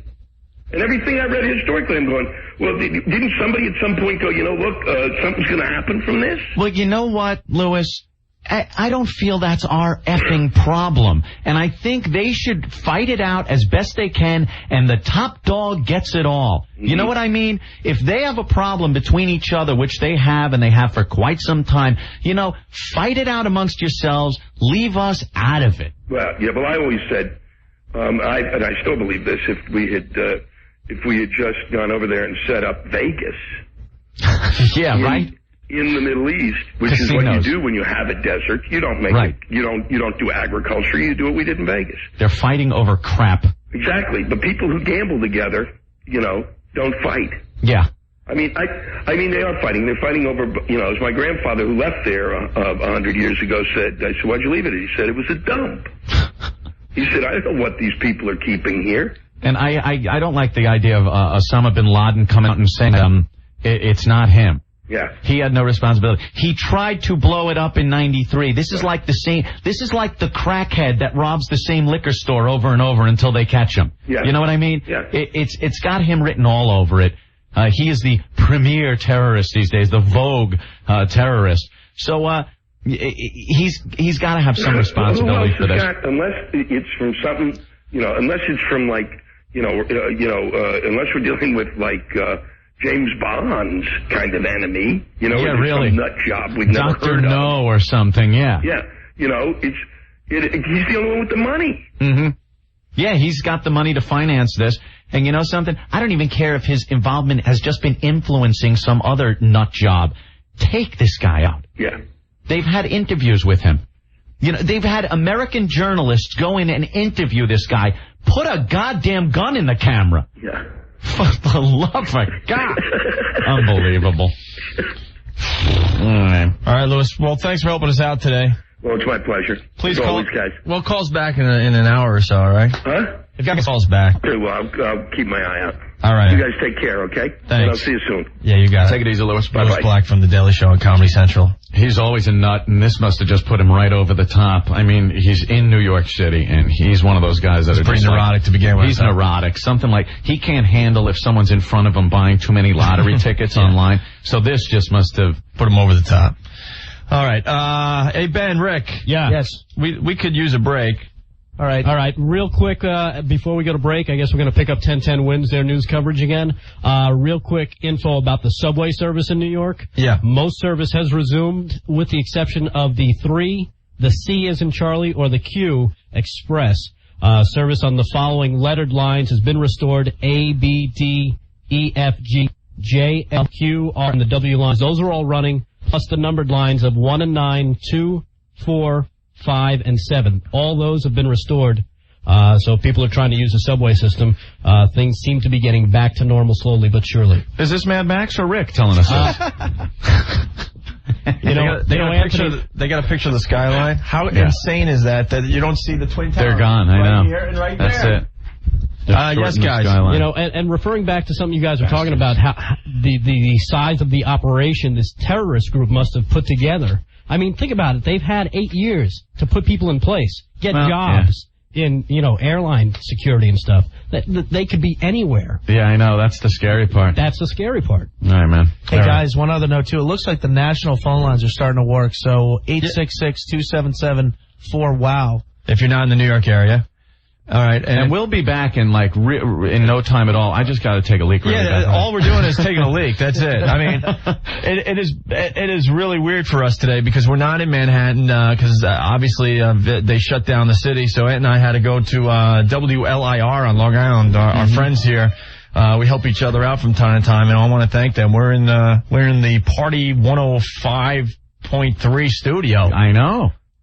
I live on Long Island. I don't even know what station this is. You see. Oh, that's the program director? I'm sorry. You see the board down there, though? The board that they write the stuff on that the DJs are supposed to, like the boards we make fun of all the time. Yeah. That have the little things on them. Start using Long Island's party station again. Instead of, what was it, Long Island Summer Party Station? Oh, so you dropped the summer on it. Oh, look at you being a program director.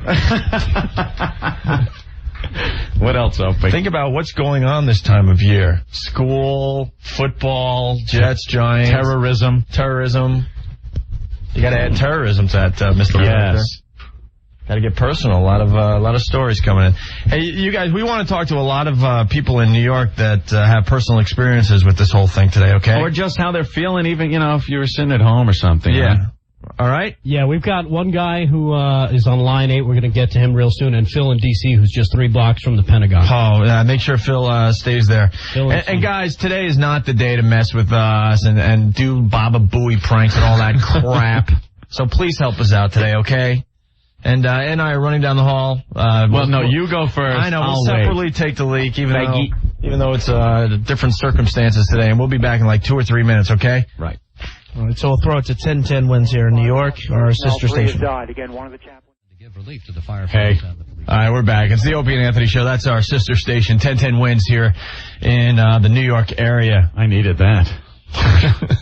A little bathroom break. So, all right, here we are trying to do something today. Our bosses insisted that we do a show. It was important to do a show and talk to your listeners today. I think it's, I think it's kind of a good, kind of therapeutic there, People like calling up and venting. I think that's what our show's always been about, Me personally, I'd rather stay at home, to tell you the truth. But people need to vent or want to vent and tell their stories. Well, so let's move on with some of these phone calls. Ben, who do we have next? We got Philip in D.C. checking in. Philip. Hello. Hey, Philip. How you doing? Pretty good.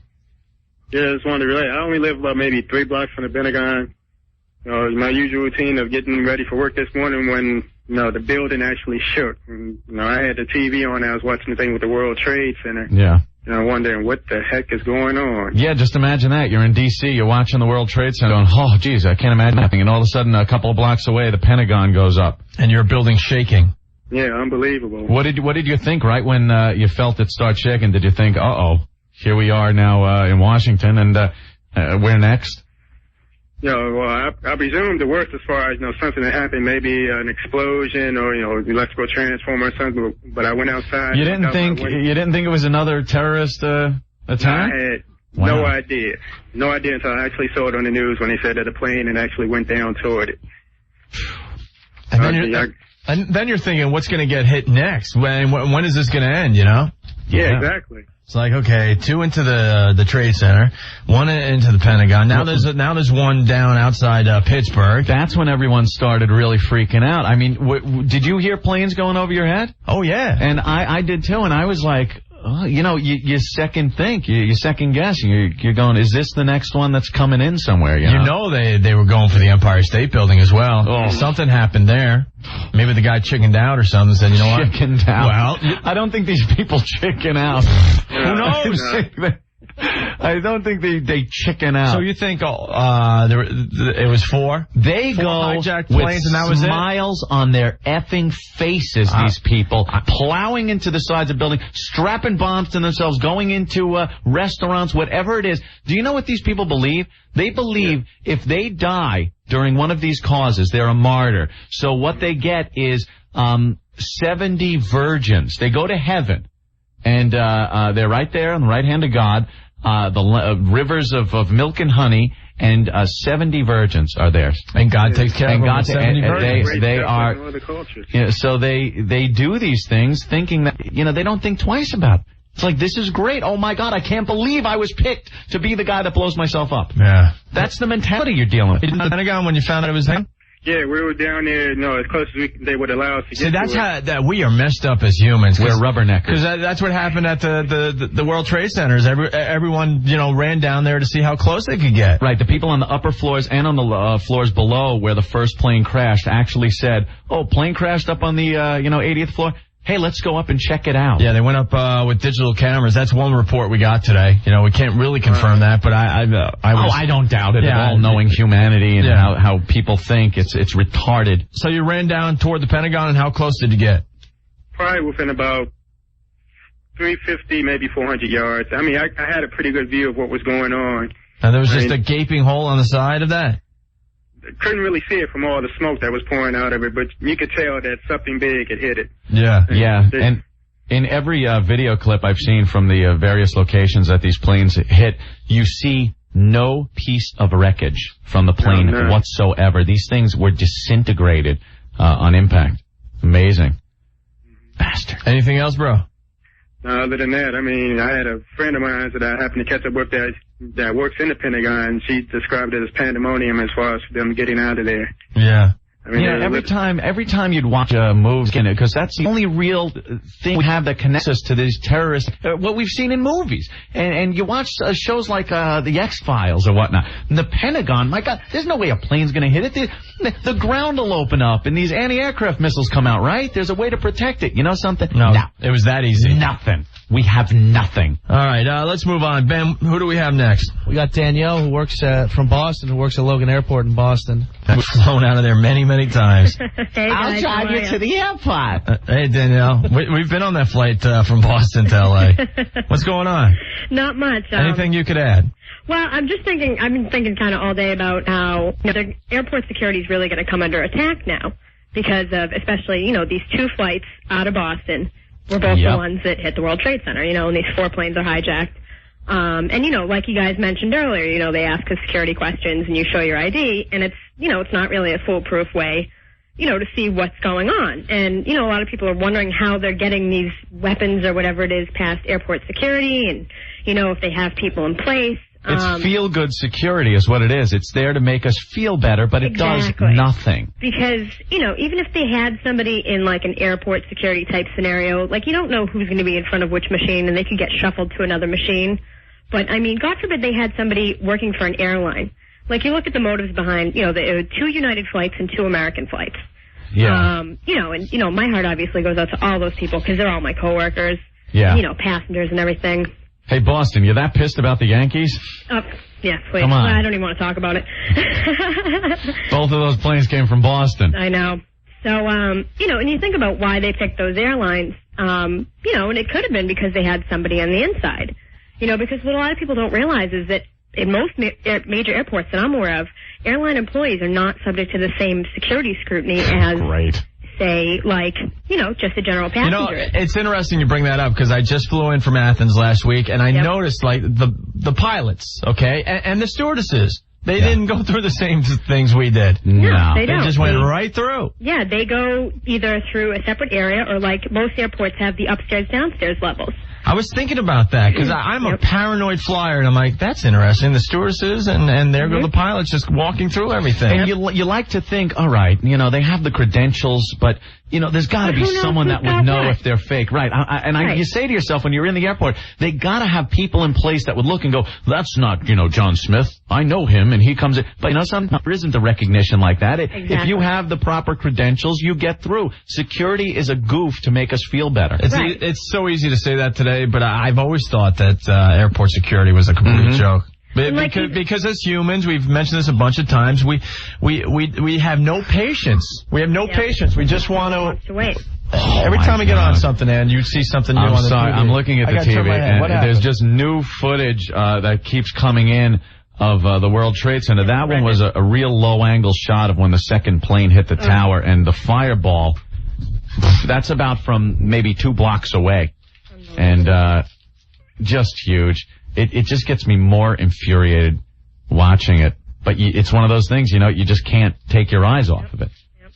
But like you guys said earlier, you know, I mean, obviously this wasn't just 4 guys saying, all right, I'm going to take this one, you take that one. They obviously had some people in place. And if, God forbid, they had people in United American or whatever, you know, they picked the long-distance flights for the fuel, obviously. But you also have to look at, these were all early morning flights, which are considered originating flights, which means the planes could have sat there all night because they came in the night before. Anybody could have had access to those planes who's got an airport ID. Well, you know, we're going to find out all that, obviously. It's so scary. It's all speculation, obviously, but it's just so scary to think of. This took hundreds of people. Yeah, this was an organized attack. And we didn't have one clue? Yeah, something should have funneled down to our intelligence people around the world that something like this was going down. And I heard a report that Bin Laden had told somebody that something big, something unprecedented, he said that about 3 weeks ago, was going to happen. Yeah. And right there, you should take note and really look into what might be happening. Check out contacts. But you know something? I don't think our intelligence agencies have the contacts that we used to. It's a different world now, and now plan B and figure out how we can make it safer. They're our own planes, for God's sake. All right. Anything else? No, that's about it. Okay. All right, guys. Well, thank you. Talk to you later. All right. Bye. Ben, who do we got? Let's go to Steve here on line 8. Steve. Where's Steve? He's from New York. Hey, Steve. What's up? I'm in Long Island, man. I'm bummed. Yeah. I have a friend that works on the upper 90s in Building 2. You heard from him yet? No. Nobody's heard from him. His family called St. Vincent's. They haven't heard anything. You know, and it's mayhem. It's mayhem. And, you know, I'm sitting in my house. I wanted to go out and beat the hell out of somebody. Yeah, but it's an anger. You have nowhere to work it off, you know? You know, well, I don't want to get into what I almost did, but you know what I just kind of thought of? The only positive freaking thing I can do is I'm going to give blood, man. I was watching the TV. They're saying how they're low on blood. Well, they're saying anyone in the New York area, if you're near a hospital, to give blood. Yeah, it's the only positive thing that I can possibly think to do right now. Or I'm going to do something, you know, that's just until I find out. It's just like a waiting game, and it's a waiting game for, I mean, everyone. I finally got, you know, some good news because we had some people in my family in that area, and we finally, you know, hunted them down. But there are thousands upon thousands of people out there still trying to get in contact with people that either work in the building, work near the building, you know, and they still don't have an answer. They just don't know where these people are. They're not going to have one for a while, you know. I mean, it's chaos. It's a war scene. Plus, the phone service in the New York area, it's almost impossible to call someone in New York. I was working in Brooklyn. My cell went down the entire day. I couldn't get in touch with anybody. I mean, it's insane. I don't even want to get into that. It's insane. You don't know what to do. And it's the only positive thing I could try to think to do right now, rather than slam my head into a wall. So they're saying they need it. So, if people are out there, even if they never did it before, go do it. You might actually help save a life in this situation, Good deal, man. So, and you're right about the airport security, bro. It sucks. Yeah. That's an easy thing to say today, but yeah. Yeah, well, I worked in the Delta Airlines terminal on JFK when we were doing construction there, and these guys are supposed to be checking us. We used to laugh, man. I could have got a rocket launcher in there. And like you said, it's like guys from King Cullen working the security. I mean... Well, this is going to change. I hope You're it gonna does change. It's going to get a lot harder. You said it earlier, and I would rather give up another half hour and know that when I get on that plane, I'm safe, and something like this isn't going to happen again, than sit here and rush it along. Yeah, I don't know. We're weird, though, when it comes to that stuff. A few months go by, and we're impatient, and we're like, come on, just get me through. Yeah. You're right. It's a scary thing. It's just human nature. I just hope something changes, that this never happens again. But listen, guys, I love you guys. Have a good day, man. All right, Steve. Hang in there. Take care, man. Cool. You know what else now? The focus right now, of course, with the World Trade Center being blown up is the loss of life, But I think in days to come, you're going to see the other residual effect. You know how much information was in there on their computers? All those papers you saw flying down to the street level? That is the finances of a lot of places in the world. And I don't know how they're going to recover that information. How many things have you sent to One World Trade Center? You're right. It's the address on an envelope. No matter where you are in the country, a lot of the offices there had information, credit information, things like that. That just I don't see how it could ever hurt. And that'll be coming up, I'm sure, in a few days. But the loss of life now is the big issue. All right, Ben, who do we have? We actually we got some news coming in here. Yeah, speaking of what Steve was talking about donating blood. Yeah. There are a bunch of places around the area, New Jersey, Westchester County, Long Island, that we can read off real quick that people can go to if they want to donate. In Manhattan, New York Blood Center, 310 East 67th Street. Or you can go to the American Red Cross at 150 Amsterdam Avenue. In Brooklyn, try 120 Lawrence Street. That's near Metro Tech if you want to donate blood. On Staten Island, 1625 Forest Avenue. On Long Island, there are 4 locations. One in Lake Success, 2500 Marcus Avenue. In Bohemia, out east a little further, 3125 Vets Highway. Rockville Center, 333 Merrick Road. And in Huntington, Route 110. And for New Jersey people, New Brunswick on 167 New Street.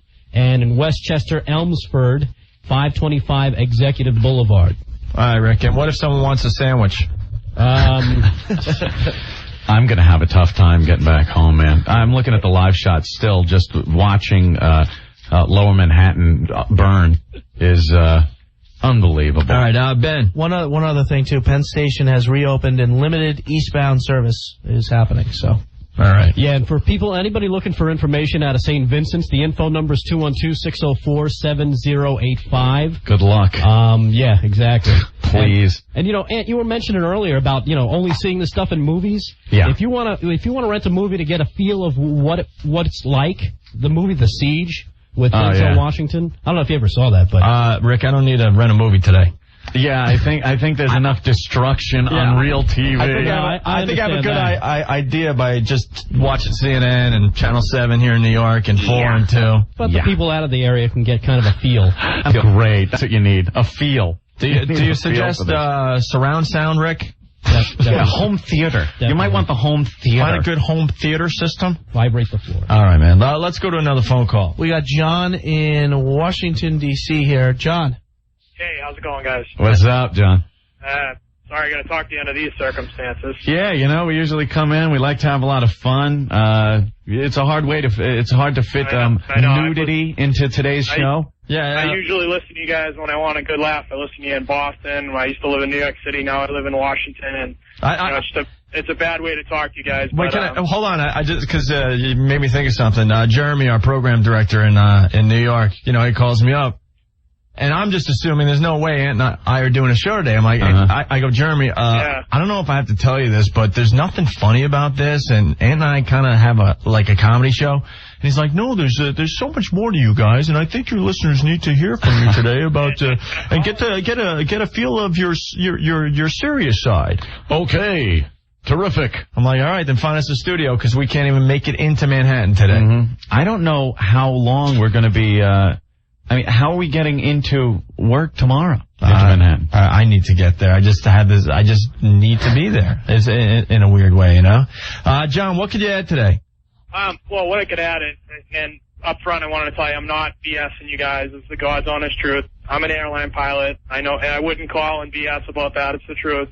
I don't want to say who I work for or whatever, but Anthony brought up a good point earlier about, training of pilots to do something like this. And to be honest with you, to be perfectly honest with you, to actually what we call hand fly the plane, just sit there and you're flying it, the autopilot's off. Right. That would be very extremely difficult. Like you see in the movies, people say, "Oh, can anybody fly a plane?" And the little Cessna guy comes up front, flies it. And they talk him, or the little blow pilot in the airplane movies. Yeah, that's very hard to do. Okay, but one thing you're overlooking, and it's just a theory, but the autopilot is highly sophisticated. Right. And with a little bit of teaching, I could have you flying the plane off the autopilot. Let me tell you something. I don't want to sound silly or anything, but have you ever used Microsoft flight simulators? Very realistic. Yeah, very realistic. I tried to fly the 767 on the Microsoft flight simulator. That's one of the planes that hit the tower. It is very difficult, but when you do master the autopilot, it's easy. Now, the thing is dialing in, and heading, speed, altitude, and hitting execute, and that's it. Now, they definitely would need access to, some type of technical information like manuals. Right, something tells me... If you had someone with limited experience, even an airline pilot that was pretty limited in their experience, but they knew how the autopilot worked, and you had someone with minimal pilot training, you could, I could get someone who has minimal, even a private pilot, give them minimal training on just the autopilot. Once the plane takes off, as soon as you, in normal circumstances, not always, when you're through 500 feet, which happens in the blink of an eye, that plane goes through 500 feet literally in a split second, the autopilot's engaged. And those guys are managing the plane. They're not actually flying it, they're managing it. They picked a perfect VFR day, too, because it's visual flight rules. Today was a beautiful day. No clouds, not a cloud in the sky. Right, and because if it was cloudy, they wouldn't have been able to do this. Yeah, don't get me wrong. It's not as easy maybe as I'm making it sound, but it could be done with minimal training. You could make someone able to program the plane to do what it did. And it sounds far-fetched, but it could be done. And if you had the right technical background and training to do it, you could do it. You don't have to be thousands and thousands of hours of experience in an airline. You do it with minimal experience. And I don't mean to sound sadistic or give anyone an idea. I'm not going to say how it could be done, but it could be done, Yeah, no, I don't doubt. That's the thing. Hand flying it couldn't be done. Has been done. Yeah, it's just horrible. Something, like you said, I agree with you completely, Anthony. Something has to be done about this, Yeah. And I don't know how you defend against something like that, but as far as, it's worse than Pearl Harbor. It really is. Oh. Yes, it is. No doubt. Absolutely. Those guys were military, and unfortunately I feel sad for them, and my heart goes out to their family. They signed up for it. These innocent people on this plane and, in the World Trade Center, they didn't even sign up for any of this. They were casualties of war. They're showing us something on CNN right now from FlightExplorer.com, the path that the plane took when it takes the sharp left turn to head toward New York City. Yeah, they have United Airlines 175 leaving Boston and American Airlines 11 leaving Boston, and how they took their individual routes to the World Trade Center. Oh, really? Yeah, one of them, it was going to L.A., so it was just doing its western course, turned sharp south, and hit the World Trade Center. Yeah, the other one went over Jersey, circled back in like a fish hook, and came in from the other side. Yeah, here it comes again. The thing that's tough is that, they probably, if they hijacked the plane initially right after it was out of Boston, again, it's all speculation, but if they did it right, let's say they got up to altitude, boom, they hijacked the plane, they tell these guys, take me to New York City. Well, the pilot's not going to necessarily say, no, I'm not going to take you to New York City. I mean, they would probably comply with that and do that. But then the point comes where there's going to be a point, like everybody's saying, none of us would deliberately fly a plane into a building. Right. I mean, if they put a gun in my head, I'd say, go ahead and shoot me because I'm not going to do that. Yeah, you're better off just ditching it into the water or something and seeing what happens there at the last minute. The point is, even if they got it pointed in the general direction, then they, realize what these guys are going to do, and if they, took out the pilots, which they most likely did, at that point, they have to have some kind of knowledge of how the systems work to get the plane to do what it did, Well, hopefully, there's some clues on the black boxes and the ground communication to who these people were. Yeah, I think that will give them a tremendous amount of information, because even if they, obviously these guys who did it, these people who did it, they're not going to talk to controllers anymore. They're just going to do what they want to do, head to New York City. Right. The thing is, there's still the cockpit recorder. Even though you don't have a microphone on, the cockpit's picking up all the talk in there. It can pick up, as loud as it is in a cockpit, it can pick up a tremendous amount of background noise. You can literally go up there and you could, you pop a can of soda in the background and it'll hear it. It'll hear that happen, and they can filter it out, and hey, they might not know initially, well, what is that? But they can filter it out and figure out, hey, this is, the guy popped a gun open or did something, and so they'll definitely get a lot of information out of that. But I mean, I just wish you could have, like you said earlier, get some intelligence to stop it, because it's just, unfortunately, the security, I wouldn't say it's as bad as people make it out to be. It does have loopholes like any security system would. Yeah, but I think they got to look in other places. They do. I mean, you could become like El Al, the Israeli airline. The guys have Uzis when they check you in. Hey, you know something? I got no problem with the right people having weapons. No, I don't either. I mean, I don't have a problem with that either. But it's, Opie brought up a good point earlier. He said, when it comes down to it, we're human beings. What's going to happen is if you put all these steps in, okay, it takes 2 hours to check in at an airport. No one would put up with that, I'm sorry. Yeah, I mean, exactly. initially, of course. 10 years over, like, people sit there, I see it every day, people sit there and say, oh, the airlines, look at the news. Every night they're bashing the airlines. Oh, delays, oh, weather, oh, this and that. The people want change in the airlines. When you try to make change, they fight you the whole way, Convenience and speed, I think would work, but people are going to say, oh, no, 2 hours, we're just down to a half hour or whatever, When I came back from Athens, I got all this to go with. We were in a really long line for customs, and people were losing their effing minds, and it only took maybe 20 minutes, and I was even annoyed, and they were able to get hundreds and hundreds of people through within 20 minutes, and people were still yelling and screaming. You could call up my girlfriend. There was a fist fight online because everyone was just irritated. They just had a really long flight, and they just wanted to get through customs and get home. And they could care less who's in front of them trying to get into the country. What their intentions were. All they wanted was to get through that customs line as fast as possible. And people were stomping on the floor, getting frustrated because one of the custom agents was taking a little more time on the person in front of them. That's what we do as human beings. Yeah, and that's the thing. I've seen people get mad because we're out of soda. And they throw a hissy fit. You almost have to threaten them with the police and security when you land at the next airport. Hey, what kind of plane you fly? Well, I used to fly turboprops and moved up through a lot of different things. Right now I fly a larger turboprop, and that'll kind of narrow down who I fly for if I tell you that, if anyone knows who's listening. But I don't fly anything huge. It holds about 30 I was people, wondering if you flew one of those that were used today. No, nothing like that. But I've been in simulators like that, and I have friends that fly stuff like that, and I've been there before, and I ride in the cockpits all the time. I know what it's like, and I know that they're all the same. A plane's a plane is a plane. They get more complicated as they get bigger, but the basics are the same. You have the same 6 instruments in every plane, whether it be a Cessna all the way up to a 747. A plane is a plane. If you can fly one, you can fundamentally fly them all with some additional training. I don't mean to, downplay what an airline pilot does. It takes thousands of hours and years of training to get the proficiency they get. Well, they were trained in some way, but right, exactly. Hopefully we'll find out more and whatnot. Hey, thanks a lot, man. Okay, guys, take it easy. All right, John, thanks. All right, bye-bye. Cool. Damn. Who's on 11? Wait, 1 second, too. We also have a couple lines on that are free on the national, 866-277-4. Okay, cool. And go to Danny here. Danny. Hello, how you doing, guys? Hey, where are you calling from, Danny? Queens, New York. Right on. All right, listen, guys, can we get serious for one moment here? Like we haven't been? Yeah, but I don't know how to say it, but anyway, this is the way I see it. I mean, don't you guys think that it's sort of United States' fault for these idiots who did this to us, guys, listen to me. I'm sorry, I'm not defending anything that they've done. First of all, I just want to say that my heart goes out to all those victims. What are you trying to say? That it's the United States' fault for no. Okay. Get there. All right, hold on a second. I'm getting there. This is what I'm saying. I'm saying United States messes around with so many countries. Yes, we're number one. New York City. Yes. Hold on a sec. Yes, New York City is number one. Yes, we're the number one nation and everything. We're the best, right? Yeah. Therefore, everyone hates us, right? Yeah. Okay. Therefore, people want to do harm to us.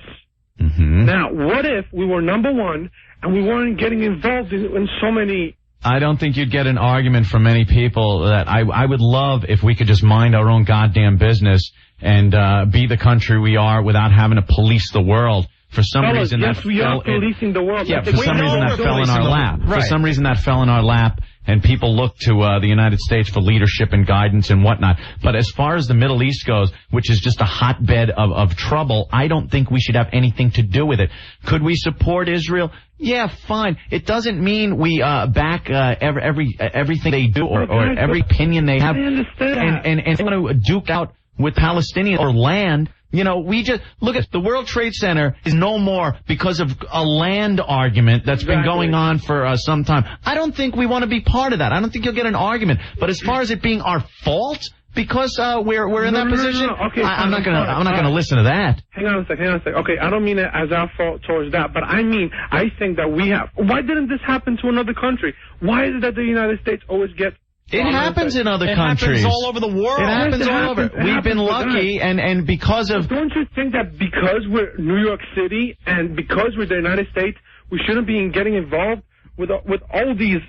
You know, we're being the freaking police over here for the entire world. Is that right? Listen, let me just tell you something, okay? I don't know how you guys feel about this, but being drafted is not a cool thing. To know that your butt is going to go to a war... Okay, let's get down serious over here, right? You know, everybody's talking about, let's go attack. But think, sit down and think. If you get called, if that phone rings, and you know it's the president, let's say, right? And he tells you, hello there, you know, pick up your bag. All right, Ben, let's move on. Hey, thank you, man. Danny from, he's like going nowhere. Danny from Queens, thank you. Here's a good one on DC. I was falling asleep as he was talking. I'm sorry. You guys, we're trying to get through a lot of phone calls today, and we'll accept all opinions and we'll debate you a little bit, but you got to get right to your point, all right? Yeah. Please. Who's next? Allie from DC. Allie? Hey. What's up, Ali. Maybe it's Ali. Hey, Ali, yeah. Ali, what's up? Nothing much. I'm just down here. I'm right in Georgetown, and they've got F-16s flying all over and stuff. It's the only planes you'll see in the sky now are military. Yeah, I know. I was looking up. I was like, "What's that?" You know? How insane is that? That's something you don't see every day. Did you ever think in the Georgetown area? It's like in the '60s when the military riots and stuff. You know. If you asked any American yesterday, do you ever think we get to a point where, because of events, no planes would be in the skies and F-16s and various other fighter aircraft would be over Washington and New York defending its airspace? Crazy. You'd be like, yeah, well, what movie are you watching? Yeah. Right. And all of a sudden now it's reality. This morning. Yeah. What's the feel of Georgetown right now? Well, you know, everybody's just kind of unbelievable still for us because we're just down here and we keep seeing TV and stuff. You know, it's hard to believe that really happened. Are people walking around like zombies in that area? Gone. Yeah, I mean, because that's what we got up here in New York. People are just in shock. They don't know where to walk. You know what? You bring up a good point. When I was driving here from Brooklyn out to Long Island, where we're broadcasting from today, a lot of traffic, a lot of people. You look into the car and you just saw their faces. They weren't as animated. Everyone just looking straight ahead. Very solemn. And you know me, I'm a maniac, and I don't like people in my way. I don't like being effed with on the road. And there were a couple of instances where I would have blown the horn and just flipped the bird. All of a sudden, it wasn't that important. You know, I was driving, and everybody was letting other people in and just kind of, you didn't want to be bothered. It wasn't that important. It's funny you say that, though, because we've been talking about, humans not having patience with the, airport security and all that. Yeah. Here on Long Island, they closed down the Long Island Expressway. Westbound, yeah. Which is just insane if you live in this area. It's just, you can't even function on Long Island without that road. When it's open, it sucks, and people are in traffic for days, right? Yeah. So they have cops on all the entrance ramps and the exit ramps, and as I'm heading to the studio on Long Island, I see people arguing with the cops. Like the expressway is closed, and they're arguing like, no, I have to go that way. And it's like, no, there's something a little more important than you today, and help us out. Help us out and understand what's going on and try to figure out how to go home on the back roads. Right. But they're yelling and screaming at the cops. It's like...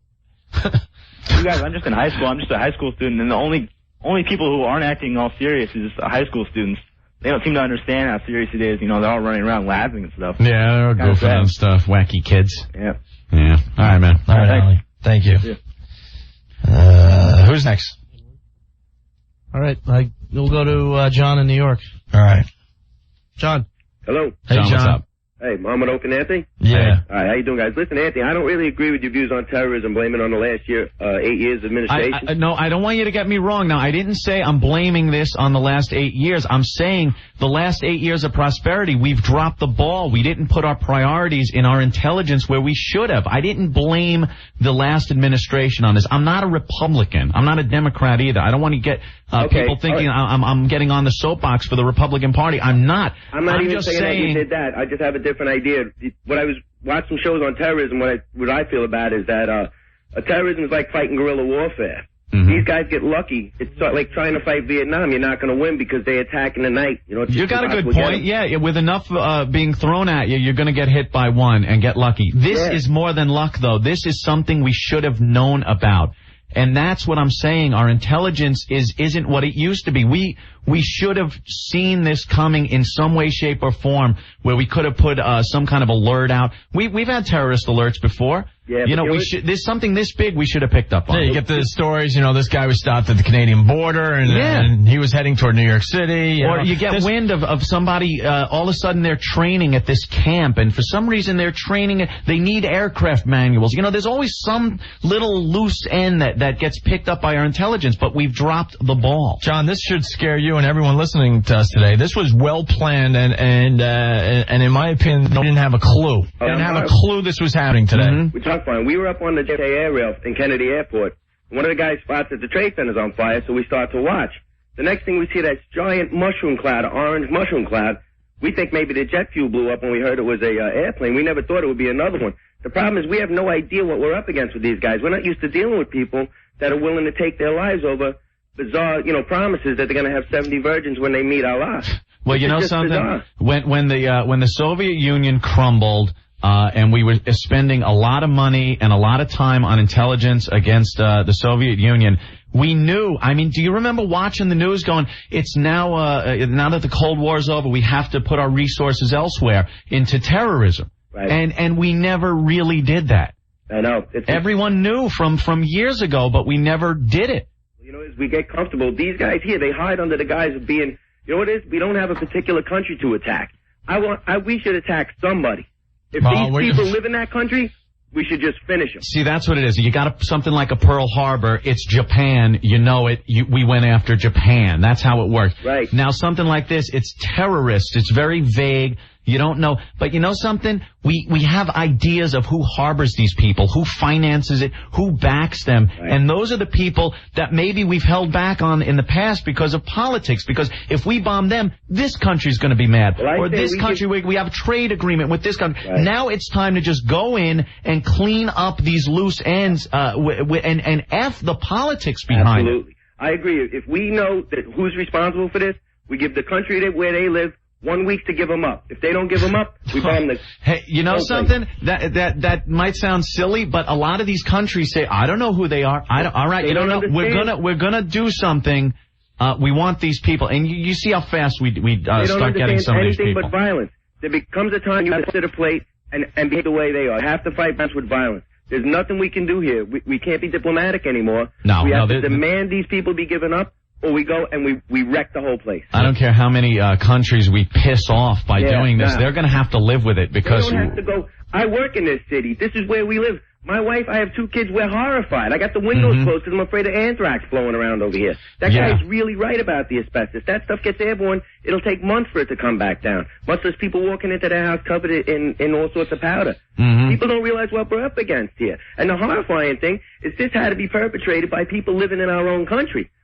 You know, and people have to be aware. I don't know about that, living in our own country. Well, they're established. These communities are established. This is very, very deep warfare. These people are way, way, way undercover. Oh, yeah. No, I know that. Yeah. But obviously they're here on a mission from another country. Absolutely. You know, it's not like a Oklahoma City bombing where it's just a very, you know, oh I was God, working at look that at trade that. center. A Murray Street sign, and an airplane engine. A piece of a turbine from an engine in the street. Well, I was there the last time. We responded to that last explosion at the Trade Center. And just like you said, I agree with you on the point. I walked in there. I saw a few floors exploded out of the parking garage. But afterwards, I was laughing. I said, these guys couldn't even take us down. You know, we're the most powerful country.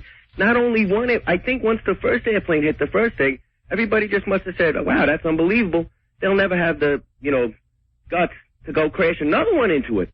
Once they go after the Pentagon, this is psychotic. They must realize once and for all that this is backed by some form of government. Nobody could have this well of a, this big of a plan instituted this well unless they were letting people fly these planes in that country. Right, a little practice, a test flight. You need a base of operations. They let them fly the planes around the country so they're prepared for this. Exactly. You see these kids jumping for joy, handing out candy. I know. And the Palestinians, how happy they are that we have people stuck under thunder. I could only hope we see crying women over their dead children in another country that we bomb, because I'm horrified. And you could say it's like, oh God, it makes us just as bad as them. Good, I don't care at this point. It's gotten to that point. You got to do something, and it's got to stop. We gotta respond to this in a way that will clean it up and take away their resources and power to do this to us. Country 1 week. Tell Yasser Arafat you got a week to hand these guys over. If you don't, then you're just going to suffer the consequences. No ground war. Don't send any of us over there where we're going to wind up getting killed like Vietnam. Just light the place up like Desert Storm. All right, John. Thank you. Take it easy, guys. Goddamn, 2 countries arguing over a piece of crap land, and we got to get dragged into it. Unbelievable. Ben, who do we have? Let's go to Mike in New Jersey. Mike. Hello. Hey, Mike. What's up? Yeah, nothing much, man. It's a pretty messed up situation down here. Hell yeah. We weren't expecting to do this type of show today. Yeah, I can barely hear you guys. How's that? I don't know. I don't know if it's your phone or it's the lines or something. What do you got? We're in like 2 different studios. Whatever. What do you got, Mike? Well, I'm just saying, Mike, that's not my real name, in case anybody is listening, that I don't want to hear me. But we've got a pretty messed up situation here at the base because we don't have enough people to carry out our job. The base? At the base that I'm stationed at. He's at a base in Jersey. Oh, okay. What are you, reserve? No, active duty. Really? So why aren't you doing something? Well, we are. We're on standby. Okay, all right. Because I think if you're on standby, you can't just make phone calls. That's what I mean. I mean, it sounds a little weird. Yeah. All right, bye-bye. It's a little weird. I know my brother was in the Army, and during the whole Iran hostage crisis. And they would put him on these big C-130 planes and just sit him on the runway. That's being on alert. He's not calling, going, hey man, guess what? Right. A new vending machine. I'd call you guys. Yeah, this is great. You know, the orders are coming in. We're going to be shipping out at 0600 and yeah. All right. Should we take a break? Do we have anyone on hold that we need to get to, Ben? Rick? There's a guy in line 2 that's not bad, and there's a guy here. Let's go to him here. Yeah, we can throw him on. All right. All right. Dennis in New York. Dennis. You. Hey, Dennis. What's up, man? Guys, first up, I'm numb. I'm numb. I mean, everybody says you don't understand the gravity of it until you see it, and it's just, I just went over the 59th Street Bridge not too long ago, and just, you don't see the towers anymore. It's shocking. Yeah, when you see something that huge and then it's just gone and it was blown up, it's amazing. I was on, and this is no BS, I would not even joke about this. I do communications, and I was on 5th Avenue walking up, and I saw and heard the first plane go over 5th Avenue, and they were tree-topping it. They were just barely over all the buildings, just going straight down Midtown. And the whole time we were just talking about it the whole way up, like, how is that plane going? Yeah, how is that legal, right, yeah. We get up to the floor where we were doing work, and everybody's just, did you hear? Like, what are you talking about? a plane just ran into the World Trade, and I just saw it. It just went by. I was just stunned. Man. Wow. I'm free. I've been sick to my stomach all day. I'm on Queens Boulevard now, and I'm seeing like all the smoke still billowing from the area. Well, there's another building on fire down there, and then there's all those cars and everything. World Trade. I know people in 7 World Trade, and I'm just hoping they got out in time. I'm shaking. I can't believe it. Dennis, you in a car right now? Yeah. I'm looking now at the news. There's a building that I guess was near World Trade Center with a corner of it ripped off. It looks like a prop building from a Godzilla or something. Like his tail swiped Godzilla it. 98. It really is just absolutely disturbing. And Anthony, to back you up with the sheer amount of data that's lost from those buildings. Yeah. Like I said, I do communications, and you know how large those floors are. Picture multiple entire floors filled, rows and rows of servers. Computer systems, yeah. Servers, it is storage. There's a bunch of just computer storage devices on all those floors where people just upload their stuff and keep it. Exactly, and just like what you said, all the companies have all their main data there. World banks have their data there. No, they might be backed up somewhere, but just getting that in place is going to be unbelievably difficult, I think. Exactly. It's absolutely staggering. They're saying Wall Street is probably going to remain closed for the rest of the week. Yeah, that's where I was. I was at a stock place. I won't say the name, but they were saying the exact same thing over their loudspeakers, that it's not likely that the exchange will open at all this week. That's downtown Manhattan. Hey, Dennis, what's going on the roadways right now? Oh, it's a mess. It's an absolute horror show. Yeah. Just everybody, I'm on E right now. Everybody, if you pass a gas station, get some gas because you're in for the long haul. I live out. Actually, I'll be about 2 blocks away from where you guys are now. That's where I'm trying to get to. Good luck, man. Gonna try. All right, Dennis. Thank you. It's so strange to watch the news and see people being taken to the hospital in pickup trucks and the back of SUVs. You know, you'd like to think no matter what emergency happens that there's enough ambulance and professional equipment that you're going to be put on the gurney and wheeled into an ambulance and the lights go on.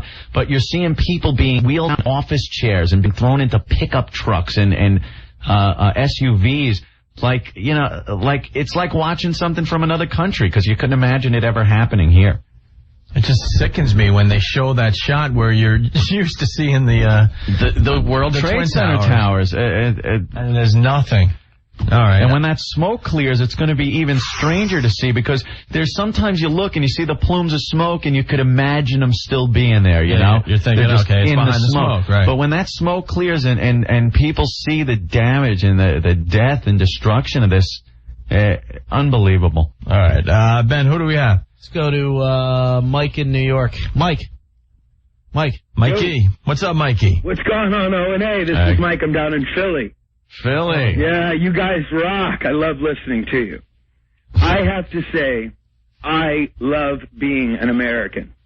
Yeah. Because of the fact that always in our darkest hour is also our finest hour. And you guys are doing a great broadcast today because it's exactly what I wanted to hear. I have been riveted all afternoon. I am representing the other 99% of your audience right now that's not in New York, that's not anywhere other than in front of their television or in front of their radio. And it's you know something?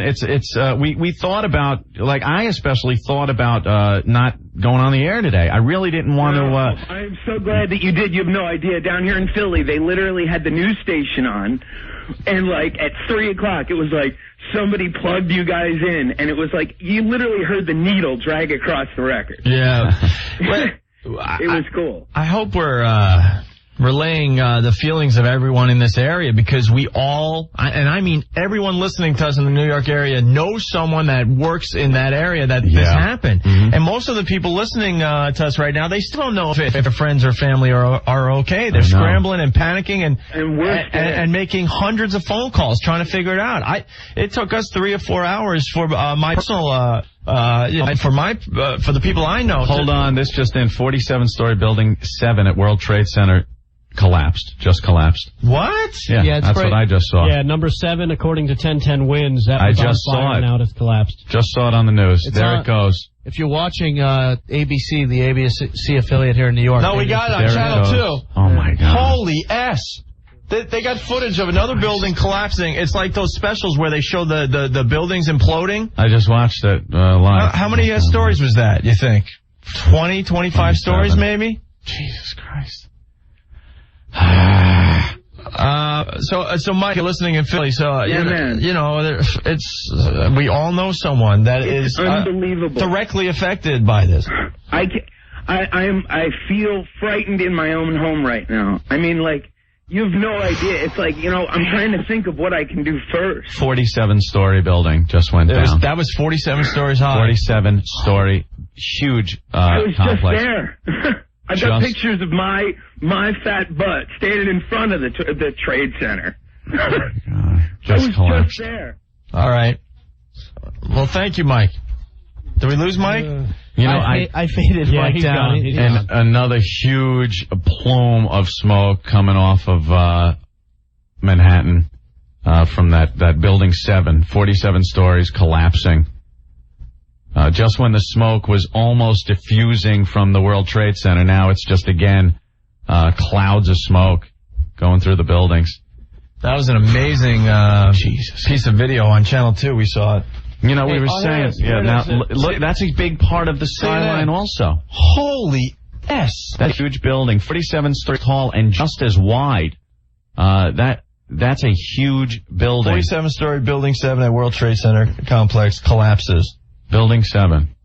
You would Gone. assume that all the people were out of that one. I would hope so. You would hope no one's in any of these buildings, but you know, you just never know.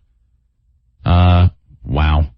Unbelievable. I'm getting sicker. You know, I like I said earlier, I wasn't sure if I even wanted to go on the air because it's not the show that we do. We go in there and goof off every day and stuff. We don't like being serious. I don't want to. I don't like being serious. I don't like it. I don't want to come off appearing self-serving. You know, some of the newscasters, you could tell they're eyeballing that award that they might get. Yeah, they're all looking for that overly dramatic piece of info or piece of video that no one else has. Right. You know? Yeah, and I don't know. I just thought it was. I just think it's kind of nice for people to call up and tell us what they're feeling and what they saw. A lot of the New York listeners, like Opie said, know people down there or were down there and have to deal with whether it's the traffic or debris falling. You know, we've had a lot of eyewitness reports of people that were in the building today when it happened and were able to get out. Who do we go to next, Ben? We got, just to give you some more news, there's some news coming in New York. Limited eastbound service continues from Flatbush Avenue to the Atlantic Terminal in Brooklyn. And no westbound service from Jamaica to Penn Station, Flatbush Ave. Hell no.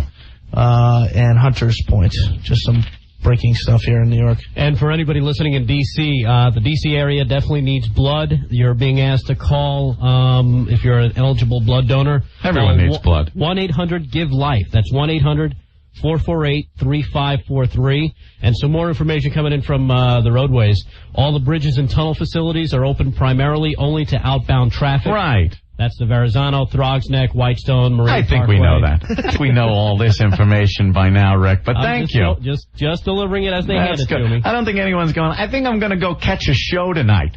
I think I'm going to go to Broadway. And is the tunnel open? Let's go Yankees. Well, also... there was a rain out yesterday, right? The expressway is now open.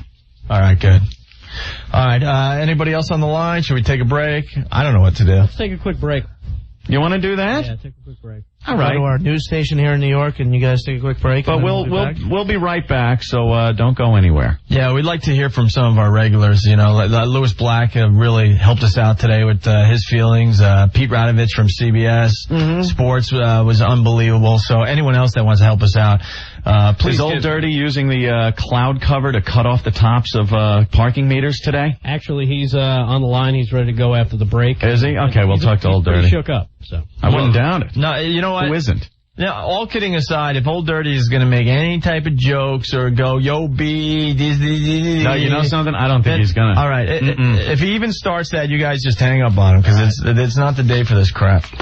All right. We'll be back in a few. 1010 Wins, our sister station here in New York. Followed after that, and People are still walking off Ben? the Yeah, we're back.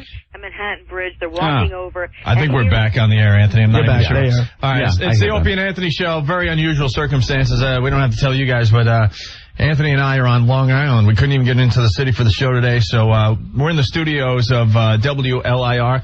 If that doesn't tell you how serious this is today, because we're not even owned by the same company, and radio stations and radio people are just vicious toward each other. See, we're all coming together. We're coming together. Actually, they've been our friends, no matter, who owns them, and they've helped us out in the past. You know how weird this is? Sean Hannity is broadcasting from here as well. Yeah, we met him before our show today. Yeah. He's doing his show from here because he can't get into the city either. Which is it's just beyond bizarre today. But yeah, here we are in the Party 105.3 studio. What's this normally play? Dance music? Yeah? Look, they got the turntables and everything. Wow. Can you scratch on these? No? Scratch your ass. All right. Well, we'll go back, obviously, but we're here, and Ben and Rick were able to make it. Well, Ben lives in Manhattan, and Rick went in early, so they're at the station helping us out with the phone calls and stuff. So who do we go to next there, guys? We got Jay Moore on the hotline. Jay Moore. Hi, guys. Jay, what's up, man? I'm shook up, man. Can you even believe this? These filthy animals. Yeah. My wife, by the way, is in my apartment, and her and Frosty went out to in time to watch the second plane hit the World Trade Center. Yeah. That's something nice for your wife to see when she's visiting New York, who was supposed to fly back to L.A. today. You're right. And you know what? If any government official is listening, if Uncle Sam genuinely needs me, I'm 31 years old with bunions. Hey, man, I'm in. At least you're young enough there, Jay. 31, but I can shoot straight, baby. I And know. if they start passing out, We I saw already the got movie my holo Mafia. tips. If they start passing out candy on my street, it's going to be a different party. That's right. Unbelievable, man. Unfreaking believable. And you know what? There's a slight there's no positive to something this horrific. No. But just the fact that it's so clear-cut, black and white, good versus evil, that we have unilateral support across the globe. And if any country wants to hem and haw, like Jordan, Afghanistan, and go, well, we think he's here, oh, you know what? Tell us where he is, or tomorrow, there's no Afghanistan tomorrow. Yeah, I think and tomorrow, Afghanistan. Palestine is going to be called Israel. You know what, Jay? I don't think Afghanistan could do anything to keep from being bombed. I think Afghanistan is going to be a primary target. The other countries have to just stay out of this, like Saudi Arabia. All those people that we set up missile batteries against Iraq for have to let us do what we have to do now, which is go in there and plain and simple get some good old-fashioned American revenge and make it impossible for these people again. You know what? I really feel more proud. I was just talking, me and my neighbor were sitting around watching all the news footage, and I said to him, you know what? I'm more proud to be an American today than any other day of my life. Well, I'll be a lot more proud when we just wreak havoc on some of the people that, I that agree are with you. responsible I'm for just this. saying, how many countries on this globe could have 60,000 national reserves in Jersey waiting to help? Yeah. None. Zero. One. The United States. We're scumbags. We're freaking out because the way they did this is just it's so underhanded and using our own aircraft against us like that. So Palestinian. Yeah. You know why Palestine has a seat in the United Nations? Because they did so much killing, like the 72 Olympic massacre, that every other country said, hey, you know what? We'll give you the seat. Stop murdering people. You know why they've prospered for as long as they have? It's politics. No one's really turned around and told the other countries that do support them, F off. We have to do this. But I think this time, America is going to turn around and say, I don't care if this screws up our relationship with this country or that country. This happened to us. We will do this. Period. And hopefully, that good comes out of this. I think every American feels deeply disturbed. It's pissed off. Personally afraid and helpless, which is not like a Vietnam or an embassy bombing all the way in Africa or on another continent. The World Trade Center is gone. I'm looking at my living room floor right now, and they're the same. It's the same. It's flat. It's gone. Yep. How many times you flown out of Boston to L.A.? I've been on that flight 3 times this year. How scary is that, man? It's scary that my wife was supposed to fly back today, and I'd be down in a Palestinian section just randomly beating people with a bat right now. It's frightening, man. How about the Hamas, the religious lunatic brains, saying, we have nothing to do with it. We blame U.S. policy. Well, we did it. Well, you know something? They're going to get another dose of U.S. policy that I think is going to be a little worse than the policy we've had with Israel and Palestine. And don't think Uncle Colin, don't think his ass isn't rubbed the wrong way when they took out the Pentagon. Uncle Colin, how good does that little soft shoe he did with the Chinese look and the treaty Clinton signed with the North Koreans who have nuclear capacity? It all looks good for us right now. And I'm telling you, any country on the fence, well, you know what? You better hand them over because we're just going to call Israel tomorrow also. Yep, there you go. And we're going to put big Jewish stars on everyone's forehead. We live in a country where no one can come in your house, rape your wife and sister, and beat you with a rifle and eat your food and leave, and there's nothing you can do about it. I don't know about you, but I didn't pass any tanks on my way to Yankee Stadium this year. Right. I didn't pass any tanks on my way to do my movie acting or whatever it was. You guys go in and do your job. You're syndicated. Any city you're in, Cleveland, no matter where it is, no one has ever seen anyone throwing rocks at tanks. You see somebody arguing with a cop, you run the other way. Right.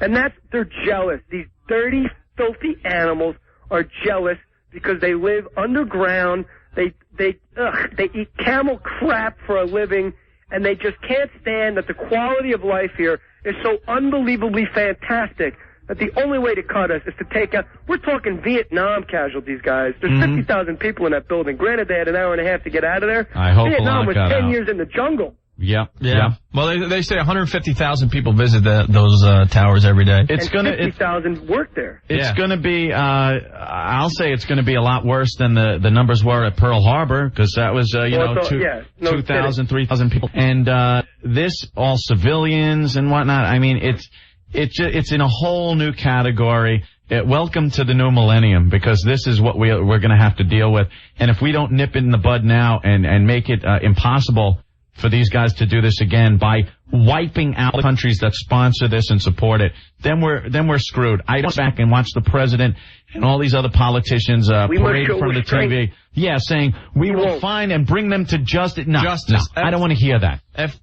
Assassination. I don't want to hear that. Do you know the debacle with the Pan Am flight that went down in Lockerbie? And they have the people that did it and the bull crap trying to get those people to trial because this country wouldn't give them to this country. You know something? I don't even want to see anything like that. I want quick retribution tenfold on what they gave. I want their little hovels. How many little dirt hovels equal the buildings that they took out today? How many you dirt can't hovels, even count. How many dirt hovels do equal the building they took out today? I think you got about 11 countries worth. Yeah, exactly. Hey, Jay, did you see the footage of the 47-story building falling just recently? That just went down about 10, 15 minutes ago. Building? It was the 47-story Building 7. Building 7. Oh, that was the World Trade Center 7. complex. Yeah, just went down. Oh, that's fantastic. Yeah. All right, Jay. These guys, I've been praying all day, and I was on my knees, and I know it sounds corny coming from me. You guys used to me like cracking jokes, but I wouldn't joke about this. But I'm just praying like I got so much. I'm so lucky. I ask God, take a piece of my heart and just spread it around to the families. Because if I have half the heart I have, I'm still going to be the happiest guy because I'm retarded. Just please, somehow, let's get this going. The next few days are going to be rough for a lot of people, man. Not for the United States, baby. We have 2 Ticonderoga aircraft carriers. One has them. Each one carries 92 fighter planes on it.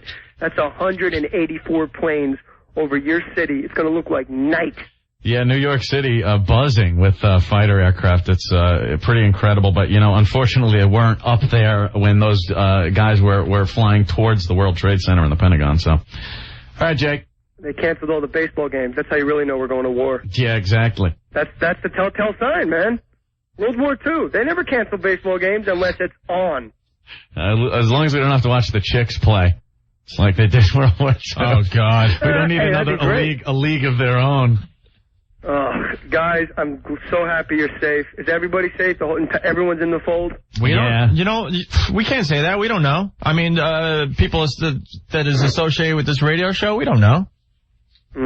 We don't know. We're like everyone else, wondering, wow, who was in the World Trade Center today? Who didn't get away in time, I'm looking around. Who was on the ground looking up because we're all curious and we had to get as close as possible to the World Trade Center when the planes hit and the next thing you know, the building's falling on top of you. We don't know. I can't honestly say that everyone that I know is safe. I hope homeless Ziggy is okay. Hope he wasn't down there. That's his area. Little Ziggy's area. All right. On West 4th Street holding up TGI Fridays with his bare hands. Yeah. Jay, we got to get to a few more people, but if you want to call back, we'd love to have you, all right?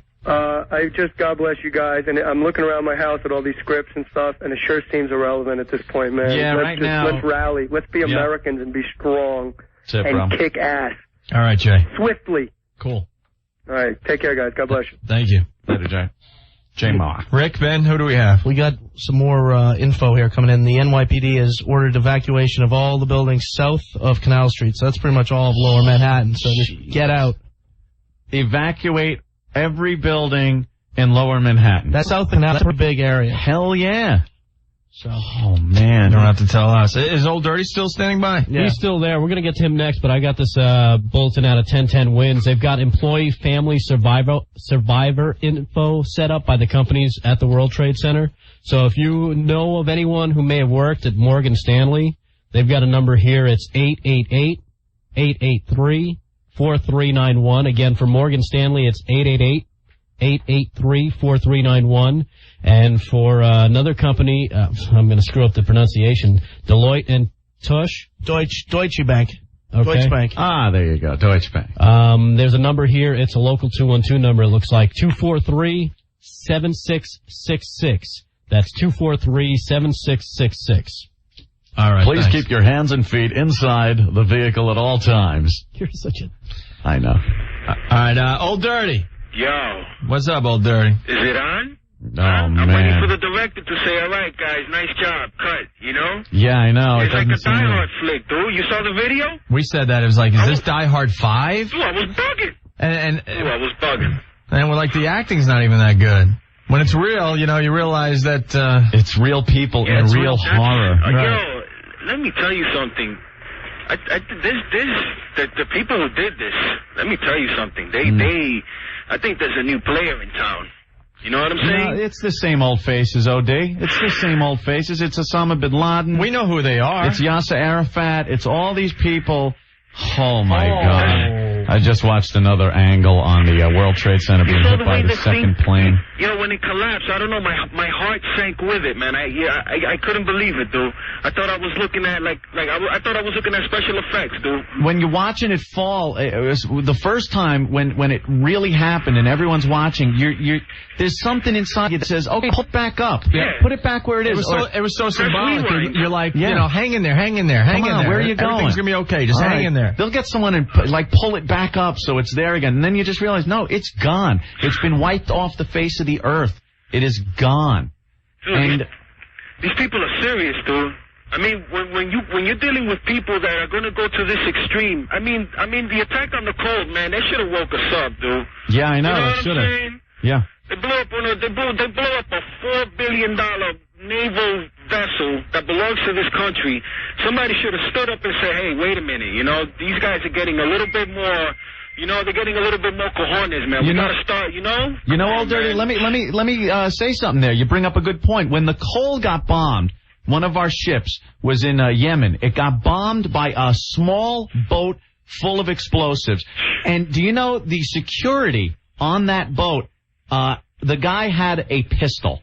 The security personnel were not at guns. They know Yemen was a terrorist sponsoring nation. They're in the Middle East, for crying out loud. But you know why there weren't people at the big guns on that ship? Because it was political. They didn't want to upset the people in that country because it was a port that helped us. And if we come in with our guns armed and ready to go, it might upset them. We got to get past the point of pissing people off or being afraid to piss these countries off. It's our own ass. It's American ass that's on the line here. And if we can't go into a terrorist sponsoring port with men at our guns, I don't know how we're ever going to combat this. How do you even start a mission in a country that's not going to let you? You know what I'm saying? Yeah. How you going to protect your interests and their interests? Because this country, man, you got to pat it on the back. Go out there playing cop. You know what I mean? Yeah, we're too politically correct to help ourselves these days. We're too politically correct to come into these countries and go, it's a hostile country. We need to protect our ships. Dude. Yeah. I mean, you ain't gonna walk nowhere and not have something on you if you know you're in jeopardy of falling into some type of a catastrophe, dude. This is a catastrophe, dude. Oh, I got another angle. This one looks like from Queens. Wow. And they just show. Oh my God! Holy ass! Oh Jesus Christ! Channel 9 just showed an unbelievable shot. It's a guy sitting below the World Trade Center, and the plane flew right over his head and right through the building. In slow motion. It was probably the closest shot I've seen yet. Yeah, this camera can't be more than a block away, looking straight up. And New footage. The plane disappeared into the side of the building. Wow. And it was crystal clear. Wow. So they planned it out to the hilt, dude. I mean, they had some planning, that's for sure. You know, and it's just so scary to think that we had no clue, and that they used, like Anthony said earlier, they used our own planes. That's right. And no one had a clue. If you think about it, there had to be hundreds of people to organize something like this. The guy who probably gave the order was out in his crib, probably somewhere in some desert, talking about, it's 9 o'clock. Set it off. He's in a cave. And waited for CNN to pass the footage. He's in a cave in Afghanistan, and his name is Osama bin Laden, and that guy should be taken out. Dude, whoever it is, man, they got to catch the people who did this, man, because this is a little bit too much. You know what I'm saying? This is a bit much. Somebody put up a policy, enacted a policy with this country that we don't assassinate people. Yeah, so that's why we never take out a leader. You know what I mean? Let me tell you something, Anthony. But we got to take out this bin Laden guy. Dude, when you're dealing with gangsters, you got to get gangster, dude. You got to go down. You got to get grimy. There you go.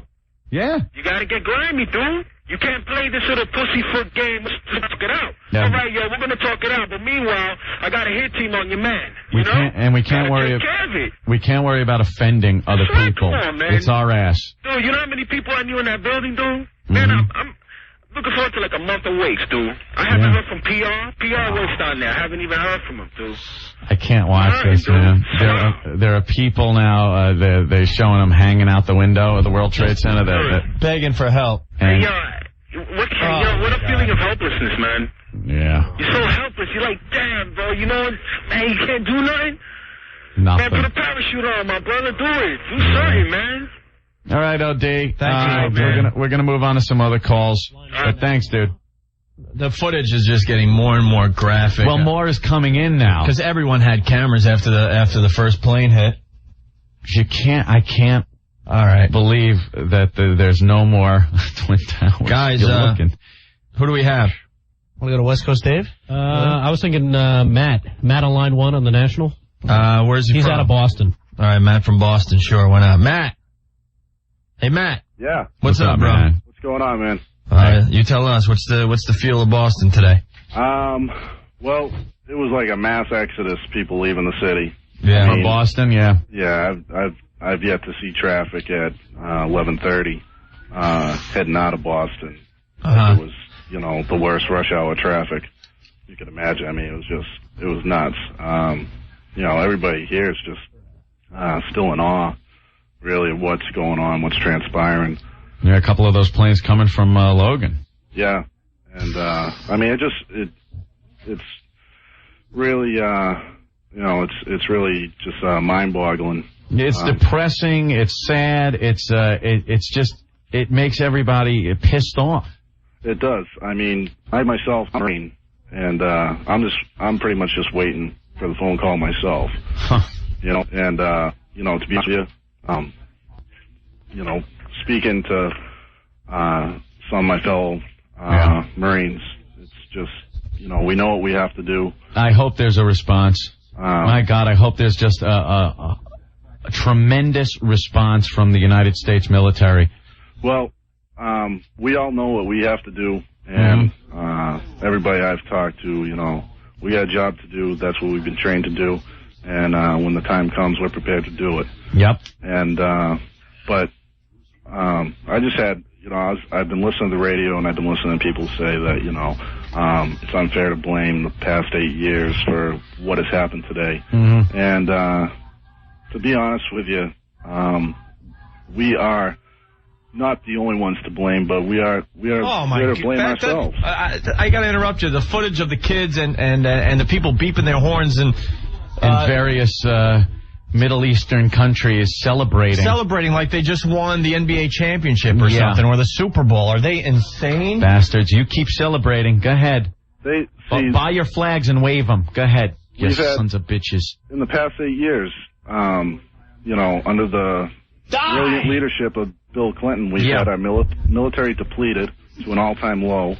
And we have no more military intelligence to let us know stuff like this is happening. He sat by while the Chinese were stealing our rocket secrets.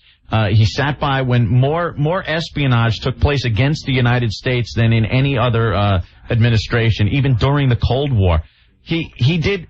It was very nice. It was a lot of fun watching through the whole BJ episode with Monica. And sitting back, and the money was rolling in. I mean, the market was great.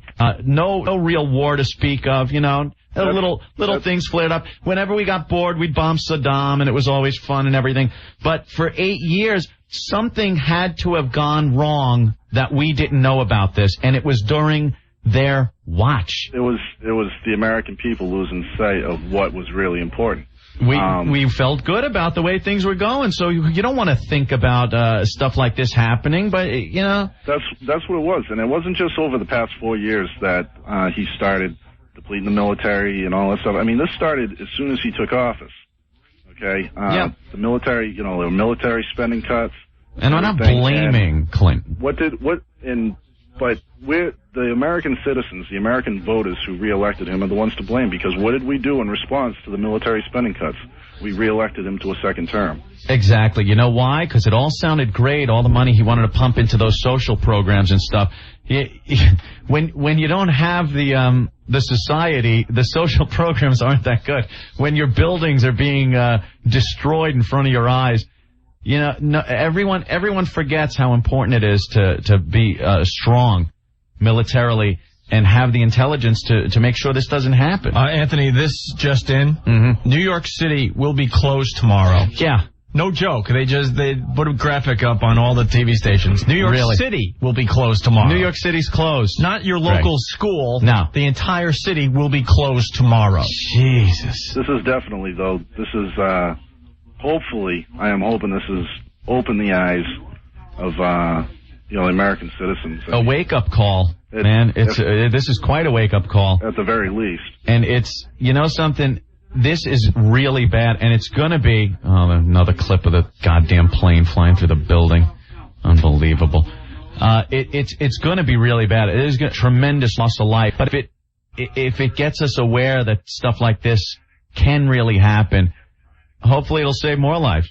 Hopefully we can go in there and remedy this problem. All right. Because next time, who knows, it could be biological crap. That's the stuff you don't see, and you don't have to be at ground zero for that to F you up.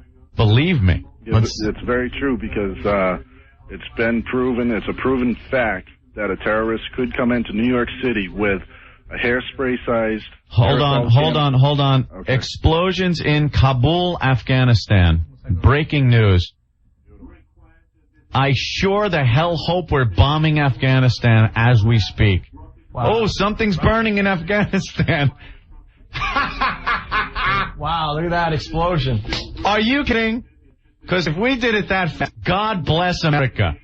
I am looking at live footage from CNN of Afghanistan, Kabul, Afghanistan. There is a building on fire, a few explosions happening, and I just hope this is the first wave. Looks like he learned something from his pop. Right. Quick. All right, Matt. Yes. I want to thank Matt for calling the show. Why don't we move on to somebody else, Ben and Rick? Hey, guys, real quick on that Afghanistan stuff. It was unconfirmed reports that missiles were fired. Well, I'm looking at confirmed fire coming out of a building, Rick. And, a nice big explosion there. Unfortunately, they have crappy little buildings there. I wish they had a huge landmark building. Blow up their mosques or something. Sons of bitches. Okay. And who do we have next there? Ben, Rick? What do you want to go to? We want to go to, you want to go to Mark's brother? Yeah, Mark's brother watched the Boston news conference here about what they said about Logan. Tim. Hey, Tim, what's up, man? Tim from Boston. Yeah, I had rushed back into Boston to get to Hardline because I was trying to get a hold of my brother, and they had the Massport. They had a Massport on, obviously, right after the bombing, trying to explain what had happened. And he's trying to say that, Logan is a safe airport, and we were following the correct procedures. But 2 planes drove into the side of a building today in New York City. So what I'm afraid of, and I've been talking to people, is how many different terrorist groups were on other planes that didn't take off today?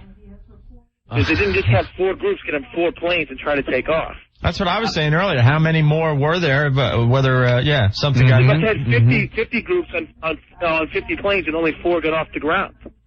So we have all these guys still running around the streets of America. Whole tracer rounds coming up. That's from the ground, though. That's shooting at aircraft. We're watching live footage, CNN. I'm watching the same thing. Yeah, Kabul, Afghanistan. There's some buildings on fire. Well, here we go. Is that a rocket? Rocket. Was that a rocket in? Yeah, it looked like a rocket exploded. There's tracer fire coming up from Kabul. There's some kind of bombing going on in Afghanistan as we speak. What else, Tim? Well, just the one thing. I was listening to that Marine. He's completely correct. I mean, we don't need to watch the Russians put, missiles in Cuba. We got to watch the guys who come into our own soil and steal our own planes and fly them into our own stuff. We were starting to feel safe. We let our guard down. Russia's no longer a threat. You stand on the East Coast and look at the Atlantic Ocean. There's a long way before you hit one of these hostile countries. Same thing with the Pacific Ocean. And we always assumed because of that we were safe. And we were from, there's no way a military aircraft loaded with bombs is going to fly across the Atlantic and penetrate airspace and bomb us. The same thing with the Pacific. We take our own planes, stuff that we take for granted, and fly over our head, and you don't even think twice about it every day. That's the real danger. That's the danger of this millennium. We're not in the day anymore of the Cuban Missile Crisis and things being so clear cut. This is a new kind of warfare, and they hit us hard with this one. The urban warfare is what it is. Yeah, it's some kind of guerrilla warfare that we're not used to dealing with, and we gotta refocus and start kicking some ass and nipping this stuff in the bud. All right, Tim, thank you.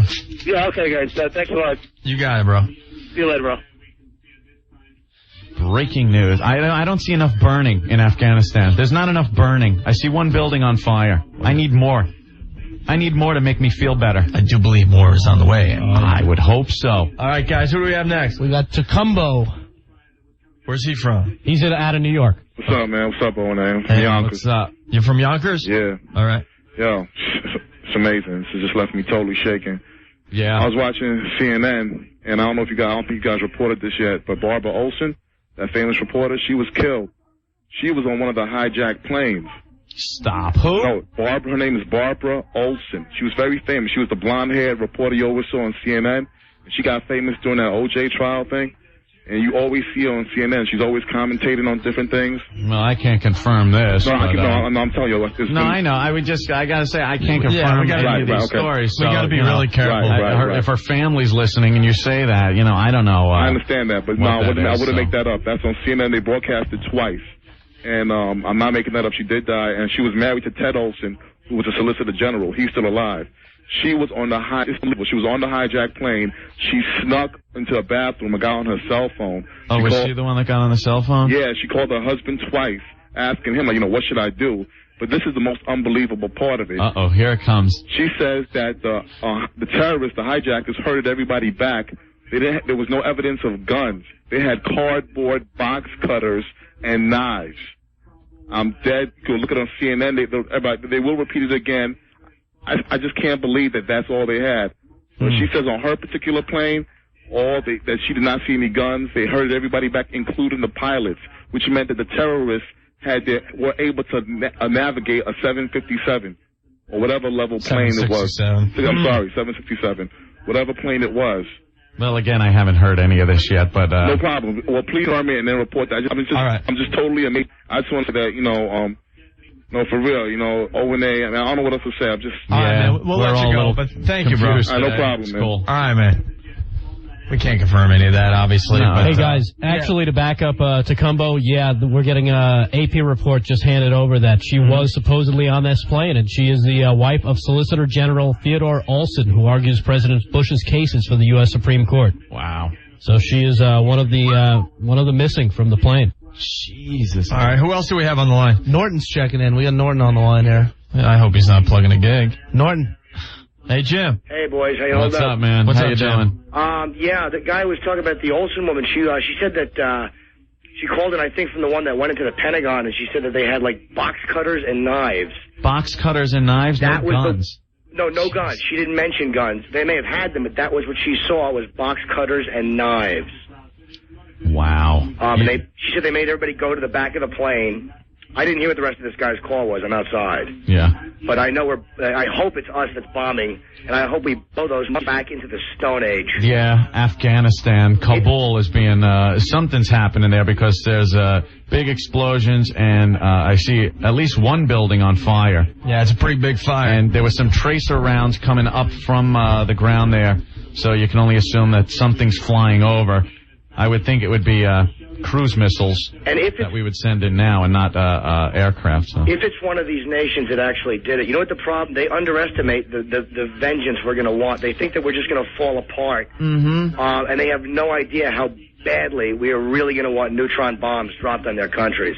As Japan said a few people, I feel we have awakened a sleeping tiger. You know what I mean? Yeah. They do underestimate how we get when things like this happen to us. We might beat the living crap out of each other when we're at peace. We look to each other and races, fight, and everything like that. But when something like this happens, we just unite and have a single enemy. And you can only hope that we get some justice here. We will. And when you hear about the Pentagon or the White House, I mean, those are military targets. But to go after the Trade Center, which, especially at a time when you know it's all civilian. Symbolic target. They picked a military target and a civilian target and very visible targets. They probably could have done more damage crashing those planes elsewhere, maybe a nuclear power plant or something. But the symbolism that the World Trade Center is, that's what they were going for. And the good news is, I mean, they have obviously no military capability. It's all, I mean, it was very effective what they did, but they have obviously no planes they can send over, no effective weapons. This So type why of send stuff. planes over? They got ours. Well, yeah, good to point. use. We can do more damage in probably 20 minutes than they did all day. Well, I hope so. I hope it does take out and hurt some of the people that were responsible for this.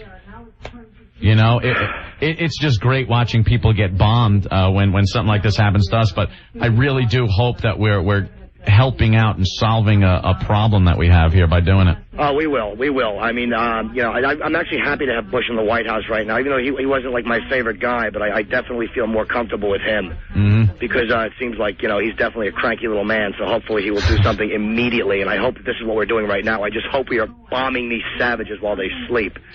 Well, it is dark over there. I really hope we are killing everybody over there. Boy, you got to give it to CNN with that new little device they have. That video phone technology they got. They're the only ones that are in Afghanistan with live footage of this bombing or whatever it is, some kind of action going on. Yeah, I have a feeling it's just, I hope we're sending strikes over there. That would at least take a little bit of the sting out, just to know that we are attacking them immediately. You can hear Navy planes going over my house.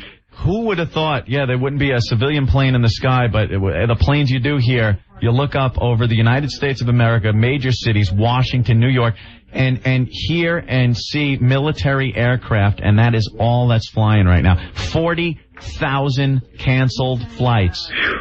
40,000. I think it's the first time in history the entire aviation system in our country has been shut down. That's what I heard. It was the first time that's ever happened in this country. And it was a good move by the FAA. I mean, hopefully, maybe they saved a couple of incidents. Who knows? Yeah, who knows how many more we're getting ready to board planes and do it in other places. Yeah, because there's got to be Midwest targets, and there had to be some type of West Coast targets, and hopefully some of that was averted, you know. CNN is reporting unlikely the U.S. would move this quick.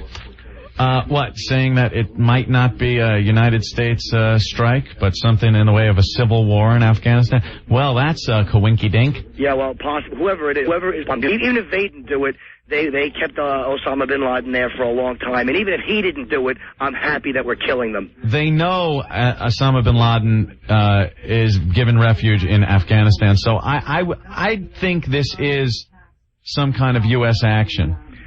Although it doesn't seem hard enough. You know what I mean? Well, again, we really don't have any proof that it's him, I guess, so you can't just carpet bomb the whole country. I mean, that's my guess. I mean, I really don't know. It's him. It's like I said earlier. He's the guy that tried to bomb it in '93, the World Trade Center. He's like the same crackhead that goes to the same liquor store and robs it until he gets arrested. Yeah. You know, you got to know this is his M.O. Anthony, 4 flights went down today, and that was a total of 266 people. That's a total, not on one plane. Box cutters and knives.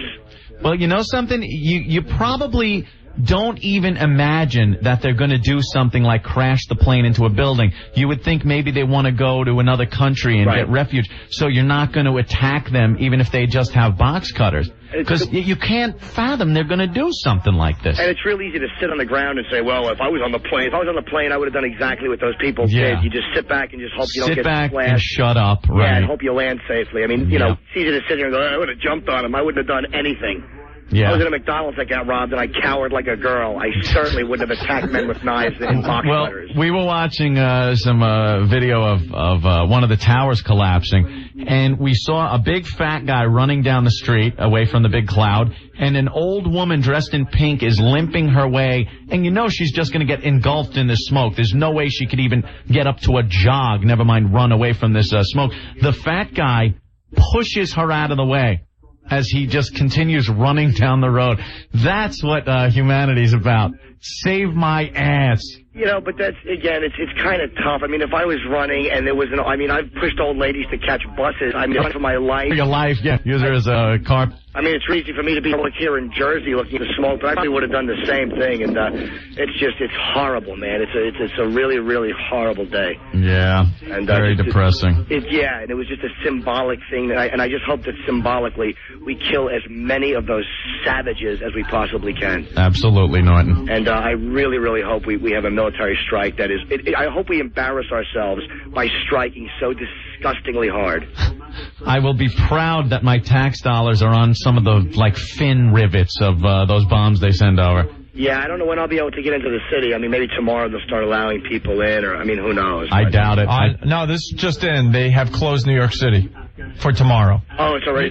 New York City will be closed tomorrow. Really? Stanley Deanwitter, largest tenant in the World Trade Center, and... you know, what about those records? What about all the people that work there and the market, the finances of the world? There were a lot of servers in the World Trade Center, a lot of computer equipment, a lot of records are stored there. Like I was saying earlier, I don't know of one person in the country that hasn't sent out an envelope to some company or another that said, you know, One World Trade Center as the return address. It's a building that it's worldwide. It's the World Trade Center. You know what I mean? It's important to the free world. And I hope I couldn't be the only one that's like hopefully that China will just shut their yaps and stay out of this if we decide to attack one of these countries. Well, again, what I was saying is a lot of times we hold back for political reasons, and this time we just gotta say, you know something, screw you. This is what we have to do. I don't care how you feel about it. Yeah, you know what? I don't see them holding back this. I don't know if you saw Colin Powell this morning, but he did not look pleased. A little cranky? He really looked angry, yeah, and I was very happy to see it. And Bush certainly doesn't seem happy, so I just hope we do awful things. And I really don't even know what to say. It's very, very sad. Yeah, because even no matter how much we bomb them, this still happened, you know? And it's a hard one to swallow. But they will rebuild them. I mean, you know they will. They will go back up. And, you know, we will again, in the end, we will do more damage than was done. All right, Jim. All right, guys. I love you guys, and I'll see you guys as soon as I can. Okay, man. Jim Norton, everyone. Everyone just, shocked. Yeah. This whole situation. Who else we got, guys? West Coast Dave checking in here. West Coast Dave. From San Francisco. Yep. That's Dave, right. what's up, buddy? Well, I just On the wanted to safe talk side of briefly about Hold on, what? You're calling us from the safe side of the country. Yeah, Jesus. from the safe side. You wouldn't know it by the way that people are acting over here, though. You know what's strange? A lot of people from New York and Washington, the East Coast, say things like, God, I would never live in California with their earthquakes. Yeah, go figure. How about what we have to deal with? Yeah, no kidding. You know, compared to earthquakes, they'll take them any day. Yeah. You know, people over here are really shaken up about all this. They closed all the airports. They closed all the federal buildings. They closed the Transamerica Pyramid. They closed the Golden Gate Bridge. There's another building. San Francisco was shut down. Dave, let me bring this up again. A lot of people I don't know if a lot of people can relate to what we can here in New York when you look up and see the World Trade Center is gone. Imagine that building being gone in San Francisco, or the Golden Gate Bridge all of a sudden is just not there anymore. It would be absolutely devastating. I mean, I feel it over here, you know. I mean, it's a devastating feeling. I feel defeated somehow. It's awful. Yeah, it's one of those, punches that just hurt, and we haven't had a chance to punch back yet. And, yeah, I know. It pisses you off. I know. You know, CNBC just reported, by the way, that the explosions in Afghanistan may have been the work of Afghan opposition groups. Yeah, they're starting to say stuff like that. Yeah, so it may not have been us. Right. Well, we'll see. Well, hey, thanks. Hey, no problem, guys. Thanks, guys. You know, thanks for bombing Afghanistan. The president's going to speak at 9 o'clock. Yeah. So, listen, I wanted to bring up the possibility of what may happen economically now. Consumer confidence is really going to be shaken now that this has happened. Yeah, the papers in the past couple of days have said, wow, we're looking, I think we bottomed out and the upturn is going to happen by the end of the year. The economy's going to be back. This just, consumer confidence, really going to just go down the crapper. Yeah, you can't further. imagine people wanting to go out and spend a load of money on a new refrigerator or on a new car now. I mean, yeah, now something like this happens, you really want to go out and buy that new car because you're really confident about the future, you know? Yeah, that's right. I don't know if people have been paying attention to what's been going on in commodities lately, but, I'm getting unconfirmed reports of people all over the country, specifically in the Midwest, like Kansas and Oklahoma, paying upwards of $5 a gallon for gas. I don't know if that's true or not. I just went to the pumps myself, and it was normal, $1.69. Well, anytime something happens in the Mideast or anytime something happens here, the gas prices just go crazy. I can only imagine what's going to happen now. Yeah, the prices of commodities have skyrocketed, and I wonder how that's really going to affect the prices of stocks when they finally reopen on Thursday. Yeah. You got to wonder what that's going to do. All right, Dave. All right, guys. Thank you. Dave from San Francisco. Cool. All right, later. Hey, guys, speaking about gas prices, already reports out of Kansas City, $5 a gallon, Louisville, $4, Detroit, $5, some other places as high as $9. I would pay that and then stick the nozzle down the son of a bitch's throat that runs the gas station and pump him full of gas and then light a match.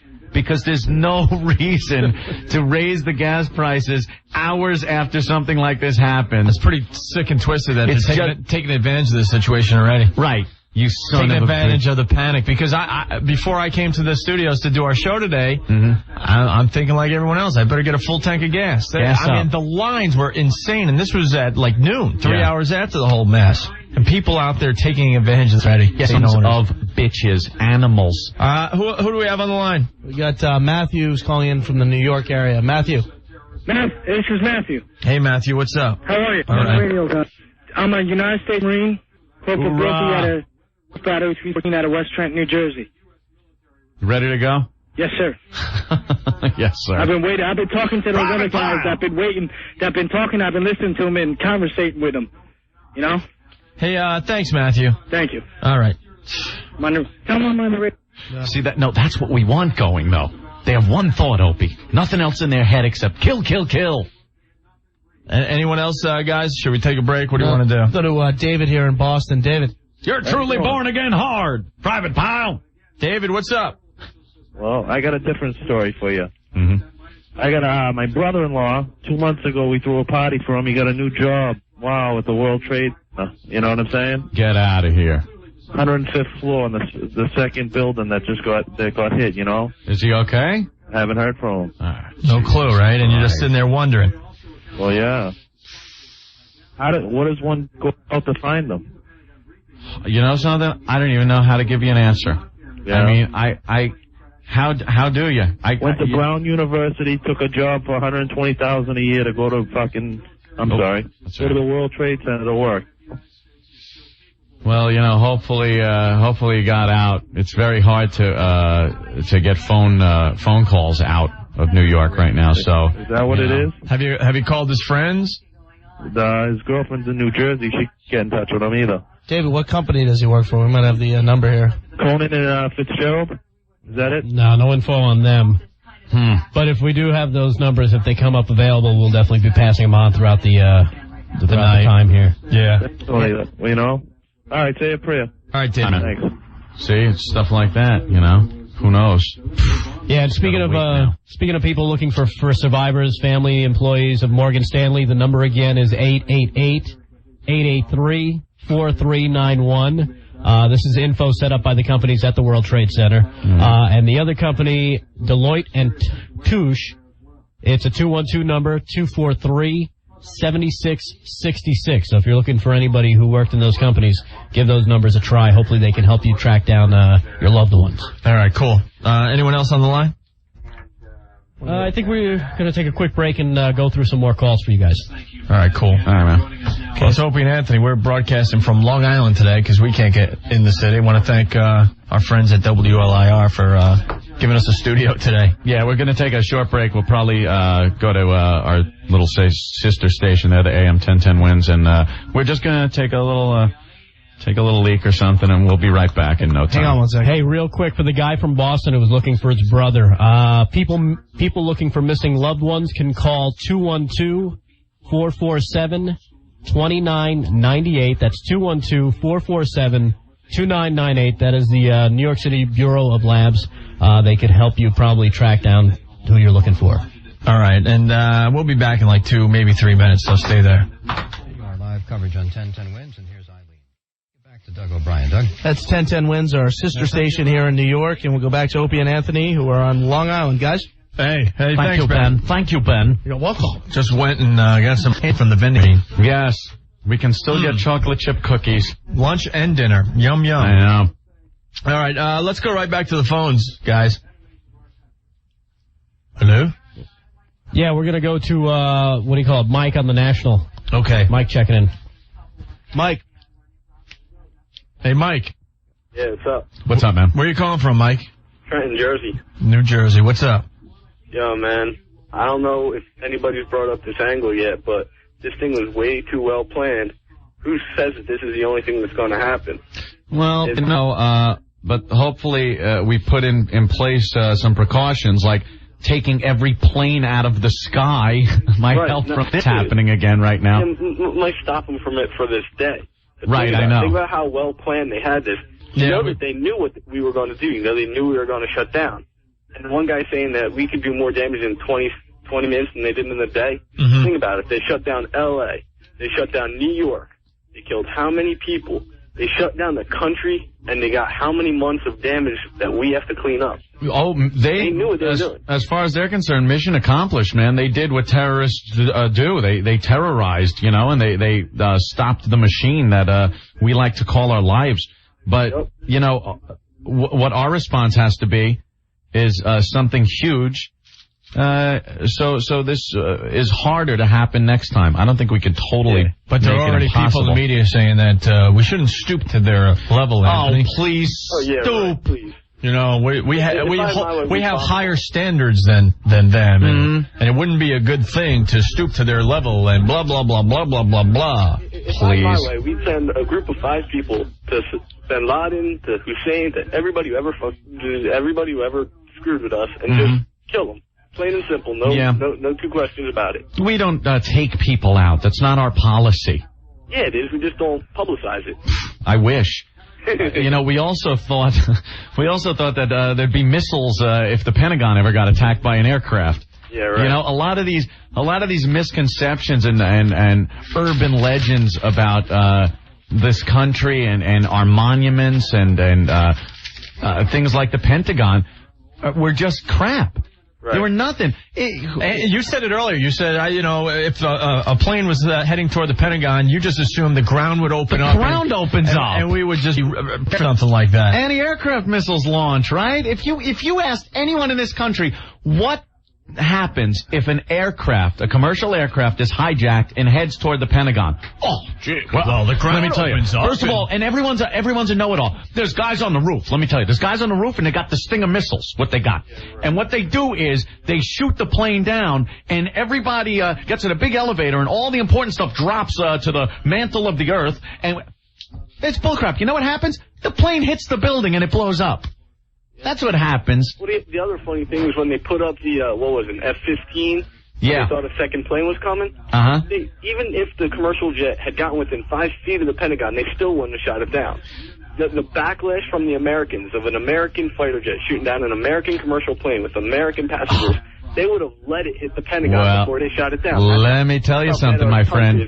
There's a 747 that crashed in Pennsylvania. In the woods. And it looks an awful lot like it was shot down by fighter planes. I hope so, and I hope, because first I thought maybe it was the pilot who had enough sense to know what was going on and just down the plane himself. But if that got shot down, then, hopefully we're starting to wise up a little bit here. I don't think they would, I don't think the guy would crash his own plane because he might get shot down. The guy was heading toward Washington. He was intercepted, and, we'll see what happened. I'm sure it'll come out. They're not going to try to cover something like that up or anything. Really? I hope. Anthony, for the locals, 59th Street Bridge is now open both ways and limited service to New York on the Long Island Railroad. Mm-hmm. And then one other thing. A lot of people around, wonder why we get ourselves into so much trouble. And we hear about all this kind of terrorism on our side of the oceans, but nobody ever seems to think that we have our own little branch of terrorism going on in other countries. I mean, we do some responsibility because, as much as it's not publicized over here, we do have our own little terrorist organizations going on. I will not accept any responsibility or hear that the United States is responsible for this in any way. No. Terrorist groups? Nah, I don't see that. You don't see us, going out and causing coups, doing our own little things in other countries. Come on. Oh, yeah, no, it can't be that bad. I know we do that, but you know something? Nothing like this. You know something? Like we look at what we did in Iraq. We tried to keep civilian deaths to a minimum, which is ridiculous for us. Which is ridiculous. They don't care. Why should we use bombs with pinpoint accuracy to take out military installation and leave the hospital next to it standing when they don't care? Yeah. Dumb bombs. Let's drop some 2,000-pounders on the whole goddamn country. When we used to firestorm like Japan and Germany, just box everything in with a big thing of fire and burn everything inside of it. The good old days. What we got to do. Thanks, man. Yeah, no problem. Catch you later. Confirmed report, really. U.S. did not attack in Afghanistan. They're probably sitting there like, hey, wait a minute, we're doing that. What the hell are you doing? Who do we have next on the phone lines? We have Patty calling in from New York. Patty. Hi, Opie. Hello. Hey, Patty, what's up? I'm exhausted from walking Thank across God it's the not 59th that Street Patty. Bridge. You walked home over the 59th Street Bridge today? Yeah, I work in Rockefeller Center, and they had evacuated our building because they smelled gas at around 10 o'clock. Yes, I believe Saturday Night Live was primary target. It was it? No, you're No, kidding. Patty, come on. So we walked up to Bloomingdale's where my husband works, picked him up, and walked across the 59th Street Bridge. How do you usually get home? You take F train. The train, right? Okay. It took us 2 hours. It looked like Moses was leading his people to the promise, and there were so many people. Yeah, I don't know if people in other cities are getting that footage where there's just thousands upon thousands of people walking across these bridges home because that's the only way to get home today. No way home. Leave your car. They had to pick us up on 38th and Queens Boulevard. The 7 train was running there when we got there. This is what I was talking about earlier, how everyone's annoyed, The Their people, little routine was interrupted. Yeah, see? Horrible. You know what I'm saying? When you look over the bridge towards the World Trade Center, nothing, just smoke. It was terrible. It was like a dream. And the people on the huge flatbed trucks, people up driving across, strangers. I mean, people were helping, but it was just amazing. Yeah. I just can't believe this is happening, and it's just scary. Like everybody else is saying, what else are they going to do? Yeah, that's the point we're at. We're just like now everybody's you flinch at everything. You know what I mean? You hear that plane fly overhead in a couple of days when they open up the airports again. You're going to be thinking about it. It's going to be on everyone's mind a lot for quite a while. Who in their right mind would jump on a plane in the very near future? I mean, I know. That's and we saw people will, though, because either they have to or yeah. It was crazy. People who were at Wall Street, who walked all the way from Wall Street, we met them next to us. They said they actually saw people jumping out of the World Trade Center. Yeah, that's one of the more horrible so far they haven't shown that I footage saw on TV. it on TV. One station, Channel 9 had it. You saw the person flying. Oh, my God. Yeah, that's. It was. I just can't believe that this actually happened. How can they not detect the planes going a different route? You know something? You never expect something like this to happen. So, you know, that plane that left Boston, it was going to L.A., over New York at some point. It made a sharp turn south. And at that point, they knew something was amiss with the plane. Either no one talked to the tower or what happened, but for some reason, they didn't feel like shooting it down. So it wasn't a threat. It was just a plane that was off course. Yeah, but a half an hour. I know, a half an hour of a plane off course going south toward. If we were a little more alert, or maybe we were tipped off at something, you might know this was going to happen. But I mean, hello, I don't know. I just don't understand it. And so many lives are going to be gone because of this. Mm-hmm. And these people are like, yeah, we tried it the first time, it didn't happen, but look what we did. We got both of them in this time. Yeah. You know what I'm saying? It's just what's going to stop them now? Okay, well, I just wanted to say, love your show, guys. Just wanted to, all right, Patty. say thanks for everything. Okay. Thanks for the great coverage. Okay. Well, we're trying. You guys are doing a great job, by the way. I'm watching Afghanistan getting bombed too. So. Cool. I just hate being serious. Hate it. Yeah, we like talking about boobies and whores. that's the fun stuff. But something like this happens, and it's kind of hard to joke about anything, right? Guys, what do we got next? A couple things. We got some phone lines open. So the New York number, as well as the national 866-277-4WOW, and the local number if you're in the New York area 877-692-1027. And one other thing, guys, that the guy that called in from Boston who had his brother-in-law on the 105th floor. Yeah, and it's at Cantor Fitzgerald, which is a law firm. They have a number set up in London where they're based for people to call about loved ones. It's 44207-894-8017. So. You better give that number again if that guy's listening. 44207-894-8017. Okay, cool. All right. Who do we have on the phone line? Want to go to Joe on line 8? Okay. Out of New York? Joe. Hey, look, Anthony keeps saying this isn't our fault. He's wrong. We let all these ragheads into our country. We should have learned the last time. They're all in here on student visas. They come here, they make these explosives, or in this case, stole a plane. Hey, guys are right. I mean, it's our fault. I mean, it's time we change the sign from, give us your huddled masses yearning to be free. It's time it says, sorry, we're full. Yeah, that argument's going to be brought up again, but, I don't consider that our fault. It's unwise, some of our immigration practices. I think we got to stop worrying about offending groups is what it is. There are these students, they call them students that come over here. I don't know what they're studying, but they're building bombs. They're doing reconnaissance work for these terrorist organizations, and we can't kick them out. You know why? Because we're not like that. We're the United States. We're all inclusive, and we would hate to offend because there would be a group that will write a letter to this organization or that and be offended that we're calling these people terrorists. Well, we like being politically correct. Well, F that, man. It's just it's time to really assess reality and not think about hurting people's feelings. Because next time it could be chemical warfare. Right. Could be nuclear weapons. Who knows what's next? You never thought this. And fun stuff. And for anyone sitting out there going, oh, now stop. Turn on your TV. Because who the hell imagined this? Who thought you'd ever see something like this happening? And yeah, they do keep topping themselves. Remember? It keeps escalating. 93, it was a Ryder truck with some horse crap in the back. 6 people died. Oklahoma City bombing was about 168, if I'm not mistaken, and now look where we're at. Now we're at airplanes crashing into buildings. So next, who knows, man? And this had to be in the works for years. Yeah, this one had to be planned for a while, and you know something? We should have known about it.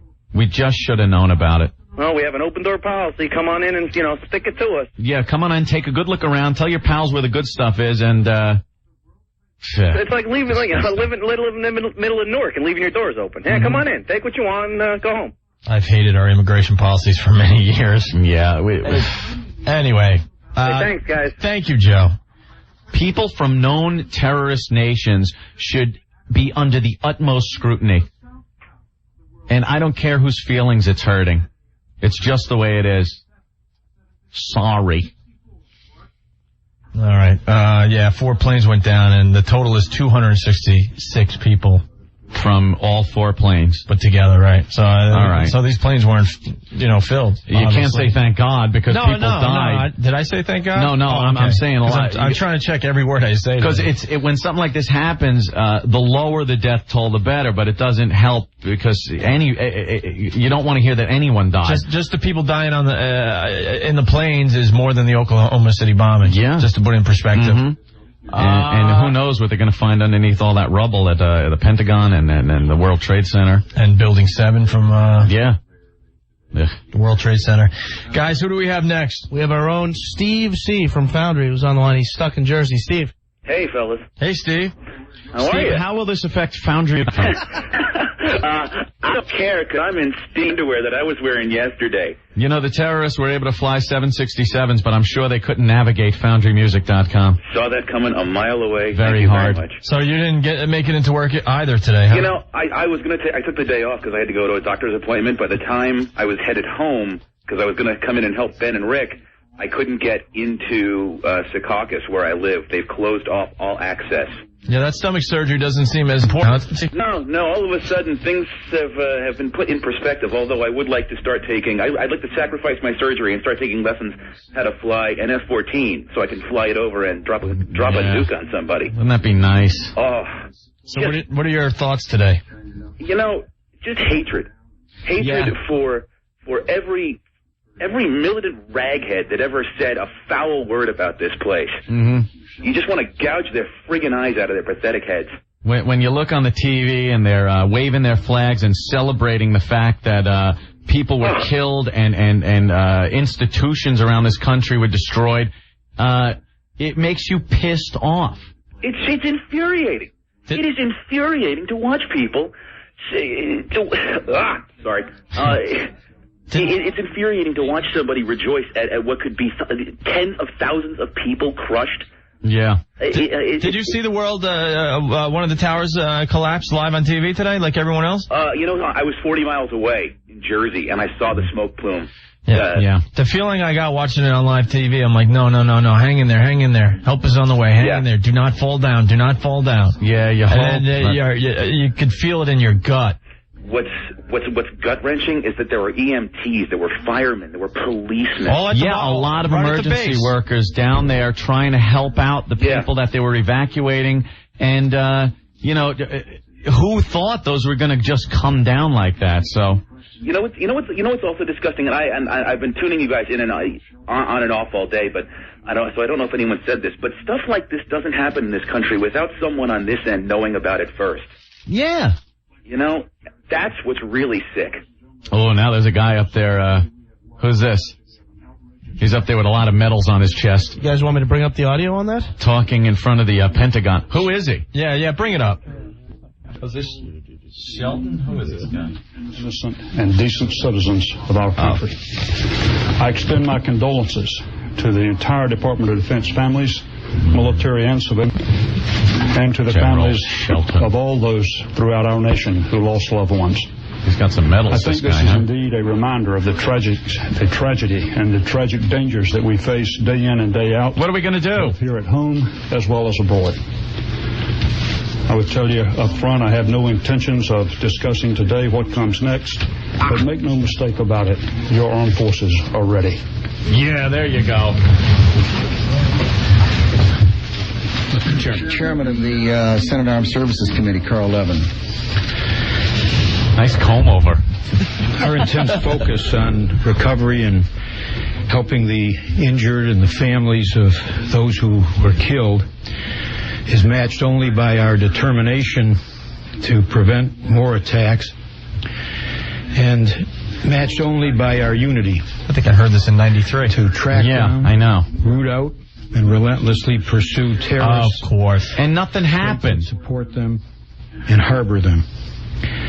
They are the common enemy of the civilized world. So do something. Our institutions are strong, and our unity is palpable.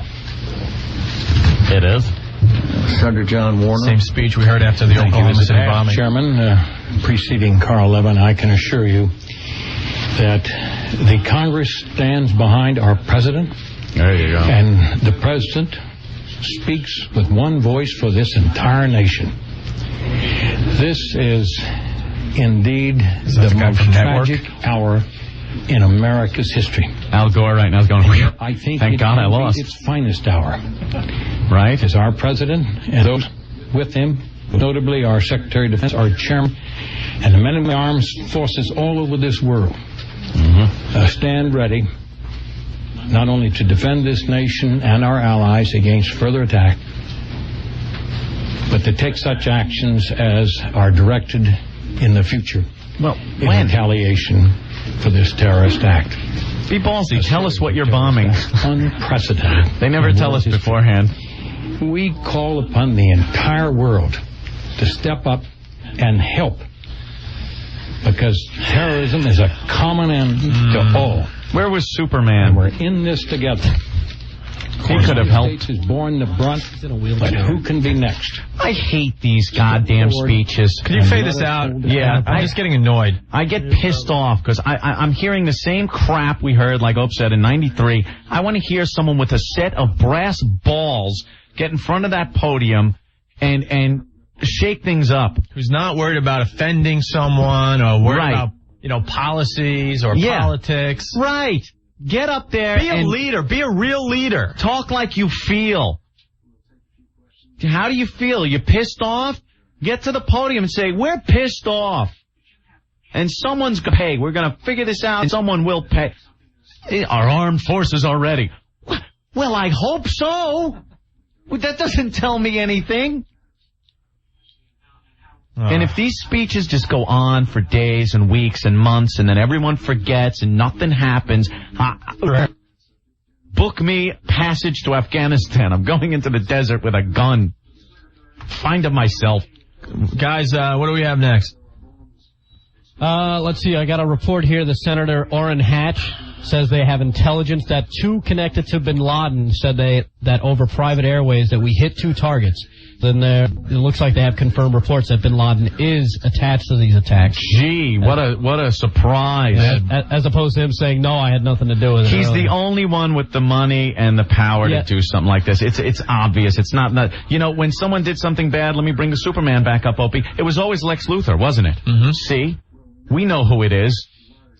All right, let's go back to the phones. Let's go to Kevin in Philadelphia. Yes. Yes. Hey, guys. What's up, man? Hey, Kevin. I just wanted to say that we need to bomb the hell out of everything there. I mean, I'm comparing this to Vietnam in the sheer fact that we couldn't tell who was our enemy and who wasn't. I mean, the people that were making the most effective gun runnings were the women and children. Yeah. And you look at these, we need to go into that entire region, kill every man, woman, and child, and leave how the hell you pronounce his name? Bin Laden. Yeah, we need to leave him alive and torture him for the next 30 years. It would be really nice to believe that would happen, but we're America, so it doesn't happen. We don't have it in us. I just hope we do something. And the Vietnam analogy is good because, we don't know who the enemy is. And that war was effed up because we don't piss other countries off, too. This is something we have to do. We got to get in there and do some damage and not care if we're pissing off countries that are sympathetic to these groups. Yeah, exactly. Like, the last time anyone attacked American soil, we put the most force we could possibly put into the attack. Yeah, I don't understand. People sometimes they don't think. It doesn't have to come by way of tank and paratroopers and missiles. This is as much an act of war as if a bomber flew over the city and dropped a bomb out of a military plane to the World Trade Center. There's no difference. This is, we're at war. They declared war on us, and we have to respond tenfold. Oh, more? Oh, no. Because if they were saying that we hit, I just heard that they announced over private radio and his troops that we hit 2 targets. Mm-hmm. That means there was a lot more. Yeah, we said that earlier. Yeah, well, just imagine what the full plan was. Yeah, exactly. You know, heads are going to roll in the military and in the CIA. That someone should have known about this, and hopefully it puts their ass in gear that they start getting their intelligence back to where it was. You know, during the Cold War, we knew a lot of stuff, but for some reason, all those got cut because we figured we didn't need it anymore. Well, we need it. All right, Kevin, thank you. All right, guys, I'm just venting. Thank you for letting me talk, and you guys have a nice night, or as best you can. Yeah, thanks, Kevin. Yeah, bye. Kevin from Philly. Hey guys, we got a few minutes left, so I was hoping to get some more of these phone numbers back out to the listeners if they're looking to try and track down information on loved ones. The employee family survivor info set up by the companies at World Trade Center, Morgan Stanley. The number again is 888-883-4391, and for Deloitte and Tush, it's 1-212-243-7666, and again, they're looking for blood donations. Typo, I guess, is the most needed right now, so call location near you at 1-800-HELP-NOW or 1-800-933-BLOOD. All right. Thank you, Rick. No problem. All right. Guys, also here in New York, Ron and Fez are here, so they'll be on live after us for people here in New York. How the hell did they get it? They got in. They live in New York. Yeah. Ron's been here all day, and Fez got in, so they're going to be on here in New York after us. Okay. What do you guys want to do? 6:54. What do you want to do? I don't know. I'm just numb. I don't know. Who do we have on the phone? We got Chris out on Long Island, line 4. Line 4. Here you go. Chris. Hey, Chris. Yeah, hey. What's up, Chris? I'm from Huntington. Yeah. I live right near Huntington Hospital. I just had 3 F-16s fly right over my house. Yeah, it's they're probably coming from the base out east. Yeah, they were going west. They closed down the Long Island Expressway at exit 61, which is about a good, 30 miles at least. 30 miles east of New York City, and it's closed 30 miles east of New York City. That's how hard it's going to be to travel. I'm supposed to get back to Brooklyn. I'm going to have some time. I know. I don't think I'm getting back. Stay at the treehouse. You can stay at the treehouse. Oh, I can't stay at Opie's house. No Whack your head going up the stairs. The treehouse. How do I get a drink in the middle of the night? Do I have to pull the rope and the coconuts come up? It's like the Swiss Family Robinson treehouse. We'll figure it out. Actually, you drop the bucket into the water. Where's President Bush arriving? He arrives at the White House. At the White House? What are you, stupid? What is he, crazy?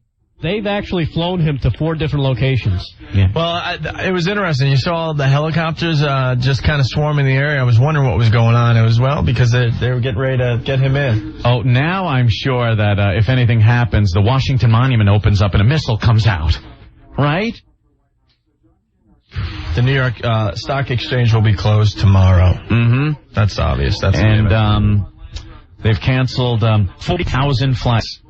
40,000 flights. That's a lot of people at a lot of airports. Unprecedented. And Disney World and Disneyland closed. Damn it. They had to report that. Yeah, I know. No baseball games tonight. Who cares about baseball? Oh, Knott's Berry Farm is closed. All right. Well, one last number, guys, because there's another big company in the World Trade Center, Empire Blue Cross, and a lot of employees. The number for info for them is 866-761-8265. 866-761-8265. That's Empire Blue Cross. Yeah. And for St. Vincent's, if you're looking to track down somebody at St. Vincent's, their info number 212-604-7085. And anyone that works with Keefe, Broyette, and Woods, you have a number to call, If you're trying to locate someone, a loved one, 1-800-726-0006. I hate when they say loved one. What if you just liked somebody? You still want to see where they are. Like if Rick was in there. He's a liked one. What's the number for liked ones? Max. Thank you for the numbers, Max. Hey, okay, Anthony. Anyone else on the phones? Just a bunch of random, calls are coming in and out real quick right now. I think we've run the course. Yes. George Bush, back at the White House. George W.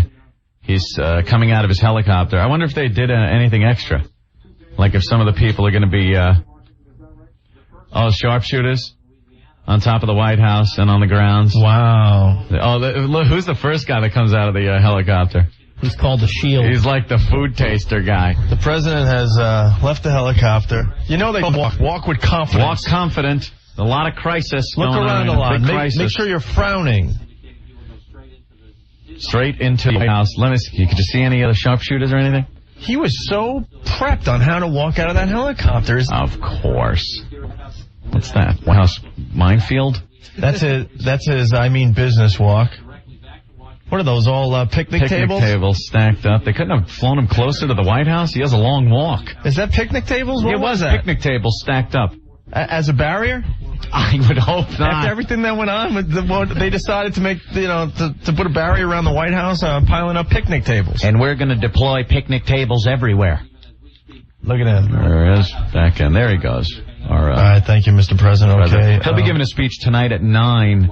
I think it's going to be a ratings bonanza, to tell you the truth. I have a feeling that it'll be on 30 stations tonight. Yes. Of course. Well, it's I can't say it's been a fun show. It sure hasn't been that. It's been different. Nah, this is something, It's going to be hard doing a show even tomorrow. I don't know how going to go in, whip them out Wednesday tomorrow, This is something we just don't have a desire to do. Yeah.